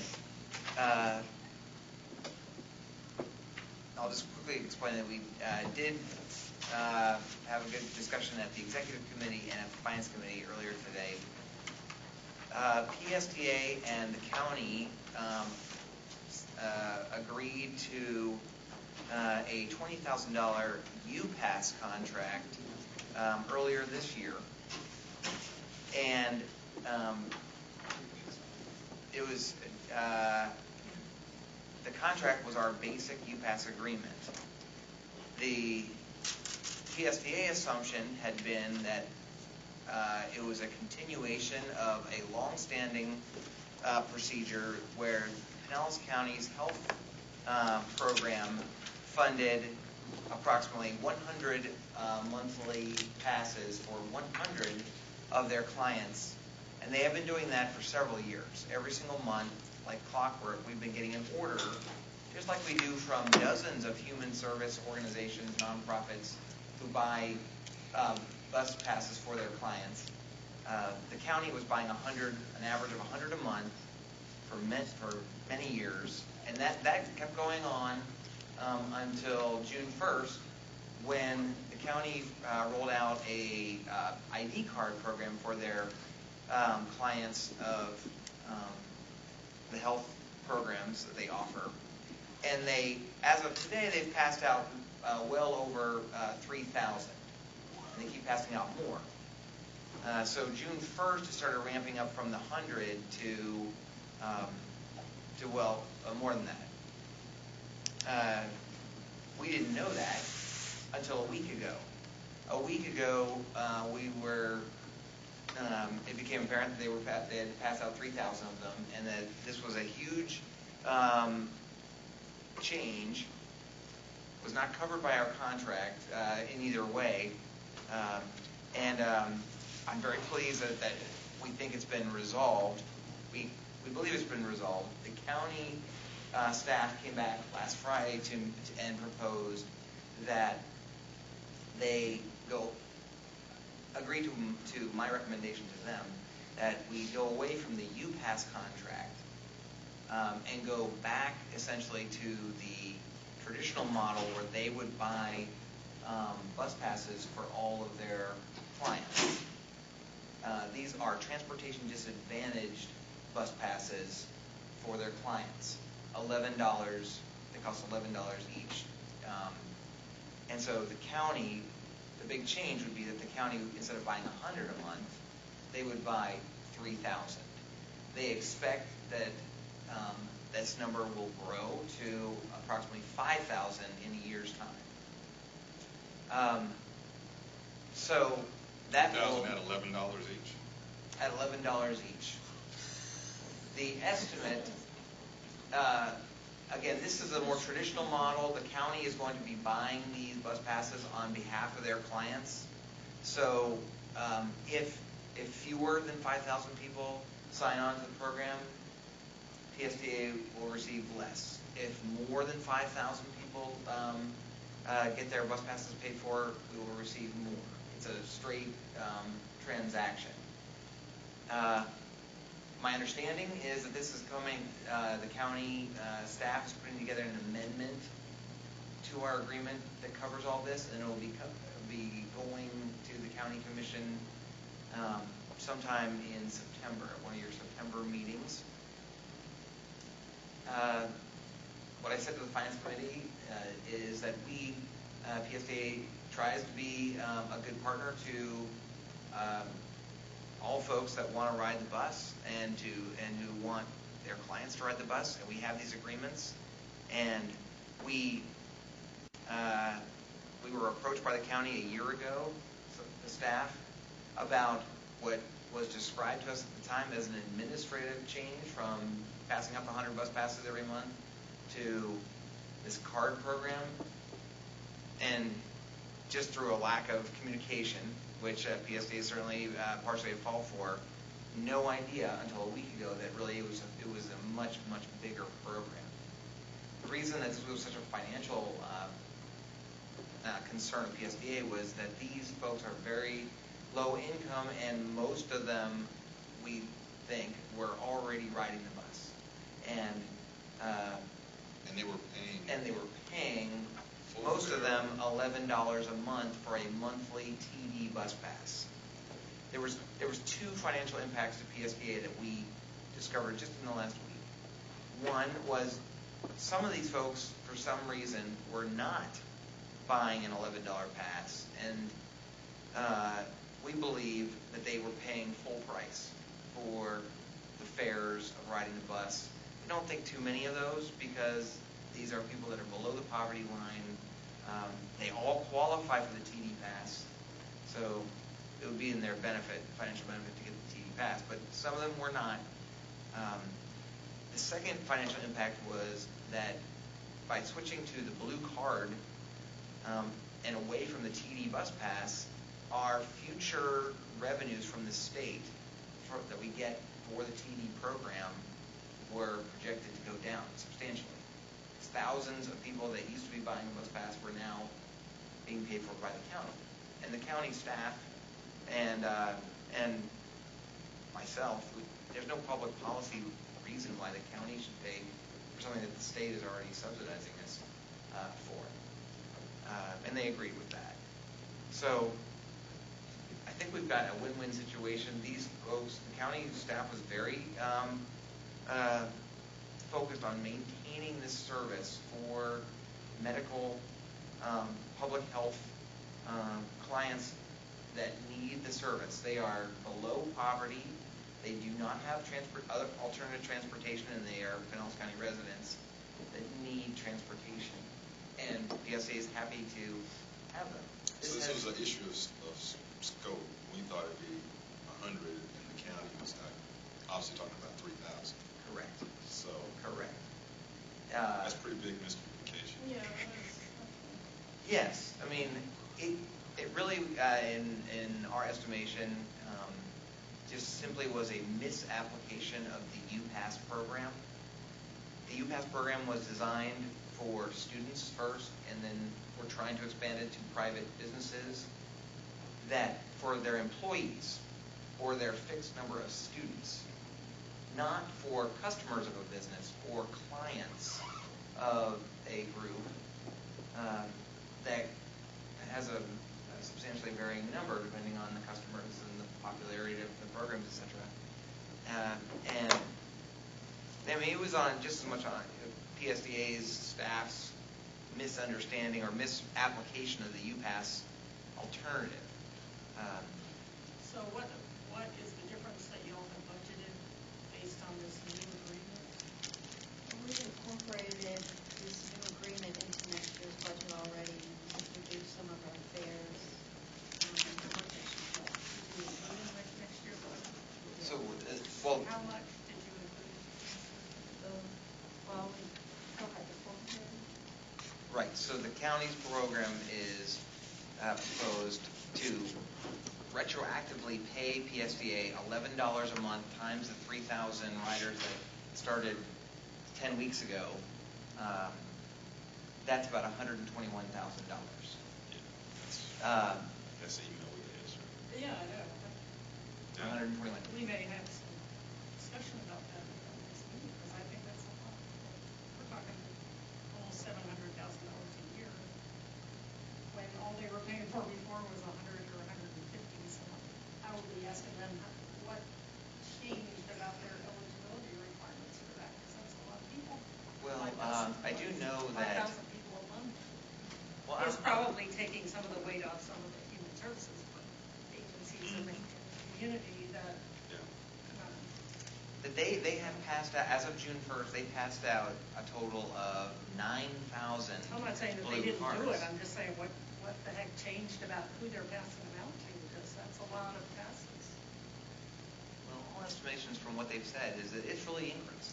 They were not giving out $9,000 worth of health benefits. When you're giving out free passes, I'm sure it will increase. Yes. But And a lot of folks that were just getting the I'm health saying about benefit who came we back are in, giving I get a this. free ride. They came back in. And that just happened over the last month or so. I have to reel that back in a bit. So, and the county is proposing to do so. Yes, you're exactly right.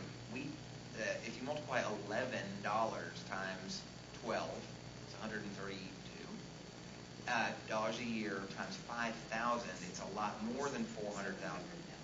It's right. $660,000. Which is the number that I gave them a week ago. And we said that there was an alternative that PSTA already offers. It's no change to the PSTA fares. We're not giving the county any kind of different deal than the regular citizens get just going to the window. We offer a 10-day transportation disadvantage pass for $5. And the county envisions over the next year transitioning most of their health clients from the entire month 31-day pass to most of them offering them a $5 10-day pass, because most of their clients do not have more than 10 days worth of medical appointments and health appointments a month. What we're going to do, however, is offer their clients, when they come to the window, Brad comes to the window, I show my blue health card, the customer service friendly person at PSA says, congratulations, the county has agreed to pay your $5 10-day bus pass. You can upgrade that for $6 extra to the monthly TD bus pass. And we think a lot of customers will want to do that. That's $6 that they're paying out of their pocket. That's why the county's estimate is only $400 and something thousand, because they're buying mostly $5 passes, transitioning their people. But none of that was in the draft budget that we have for next year. Right. So that's the question. That's why we're We asking haven't had a chance to ourselves talk to what our the heck happened. staff about it yet. But so where do they get the $500,000? Because he's already submitted his draft budget. What's that? I asked them the question. I mean, they were very explicit. They understood they had to go back to the county commission for approval, and they were drafting that amendment. It's got to be. Our trim hearings are coming up in a couple of weeks. Any questions, Madam Chair, on the blue card issue? We had the opportunity to go through this at our executive meeting on Monday, so I was quiet because we discussed this pretty thoroughly. Okay. Aside from concerns, of course, about how the communication glitch happened, and we're relieved that we're working that out, I think a larger question is really getting a handle on what this trend means and how it impacts PSTA. Where is it coming from? I mean, it's great that we can capture some of these riders properly and count them towards our quota for transportation disadvantage and get more formula funding for the TD program. But this mishap kind of, what did it indicate? Does it indicate this pent-up demand that we have to be prepared for? Or, it seems like we didn't have a sense of knowing. The agreement really became undone when the counties gave all these passes out, and there was no stop to that. So, yeah, I'd like to get We'll a be handle. asking questions. Yes, I'd like to get a handle on to what degree is this something that's a result of, free tickets, or wow, do we have a lot more people dependent on PSTA for transportation, for medical services? Why is that trend increasing? So I think that these are all questions. Brad's asking this question. That's all. And do we have a sense of how many, probably do, how many bus passes or TV passes other human service agencies buy during the year? Because I suspect they all got sent to the county to get a pass. No. Well, Ron, Silvers, who's not here, he told me that there's getting called the Florida network that low-income people, the human service agencies throughout Florida and Pinellas County all tie into the same network. So when you apply for food stamps or you apply for some kind of program, the people in Pinellas County Health Department know that you're in there. So they kind of get into the system, and then there's a whole. So I don't doubt that this popped up June 1st. Hey, you can get a free bus pass. And then the word spread like wildfire. Yeah. Brian Scott at the Finance Committee, I thought, brought up something, a different point, that he sits on the MPO's local coordinating board that oversees the TD program. And he says, gosh, every single meeting that they have, new groups of folks pop out of the woodwork that they didn't know about that are being, that really need this transportation disadvantage pass, and Patty Johnson is constantly talking about different folks. So it reflects on a complete change over the last 5 years in the way that this TV program has worked, where when the MPO was running it just a few years ago, it was rationed. It was rationed to deliberately restrict the number of people that could get the low-income bus rides. And as of June 1st, not that we knew that, but it's now pretty much out there for many, many more people. Maybe there's even more people, but. So we saw a net increase in ridership, or was it folks who were paying are now doing county passes? Or these new people? We think the blue card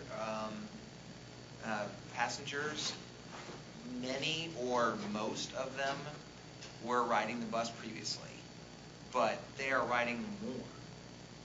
They're riding, it's free. More rides. There are more rides, and at least in the last couple of weeks, I have noticed in the daily ridership tracking I get that we're seeing a growth, an increase in ridership now that there's all these blue carders out there.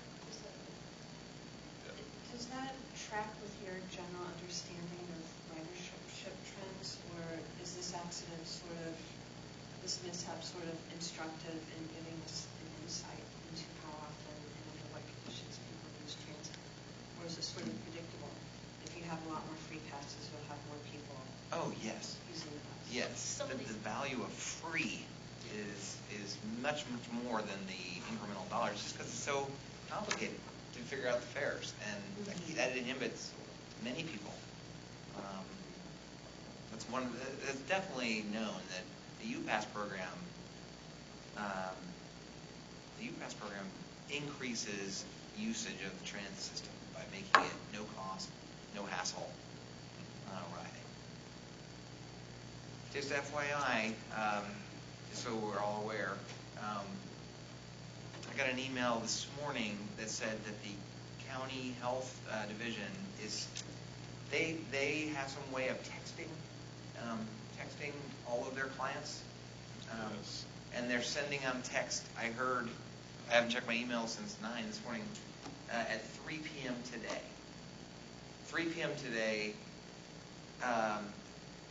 they are telling their clients that they need to go to the window at PSTA's terminal and show their card, and they will get a free transportation disadvantage pass.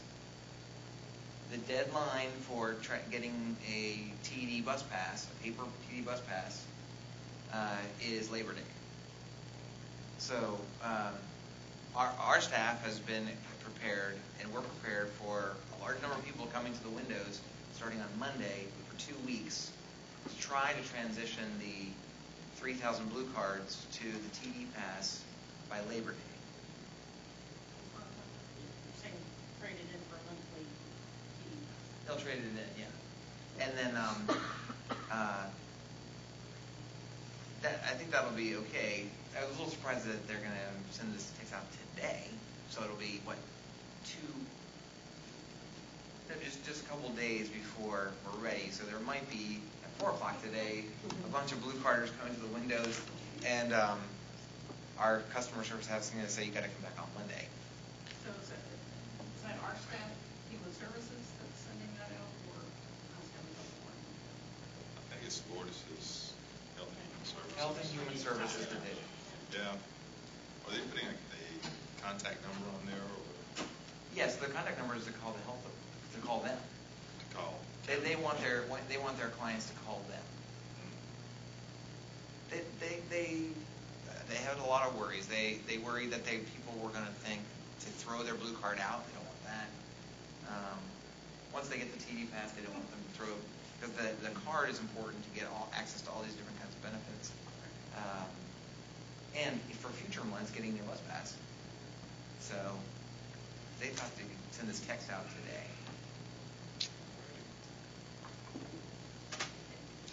Well, yeah, definitely. Yeah. You haven't heard from us yet. Right, we haven't gotten the full story. So. So we don't know what it's going to be. Well, I mean, I don't know. Well, right. Prepared to That's. pay for all this stuff. And if I may add also, that this may have something to do with what's going on in the central, at the Cranston Central District, SDO. Okay. Yes, I mean, and that's what I told the Finance Committee and the Executive Committee. Our ridership is likely to go up, and the proportion of our ridership that is transportation dependent is definitely going to go up. It has gone up this summer, and again, the TD Bus Pass program that we offer is 150% of poverty or below. So you can make more than the poverty line. You can make up to 150. The county's health program is just poverty and below. So these are the lowest income riders.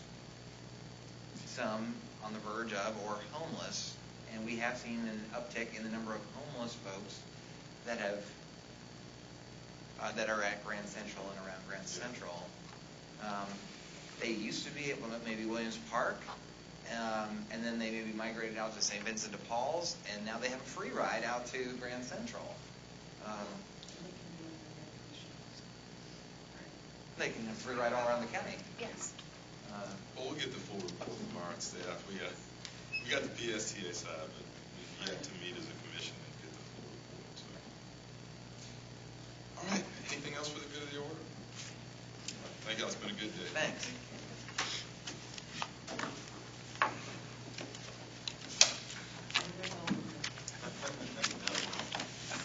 No, on a positive note, What's 100 to 3,000? I mean.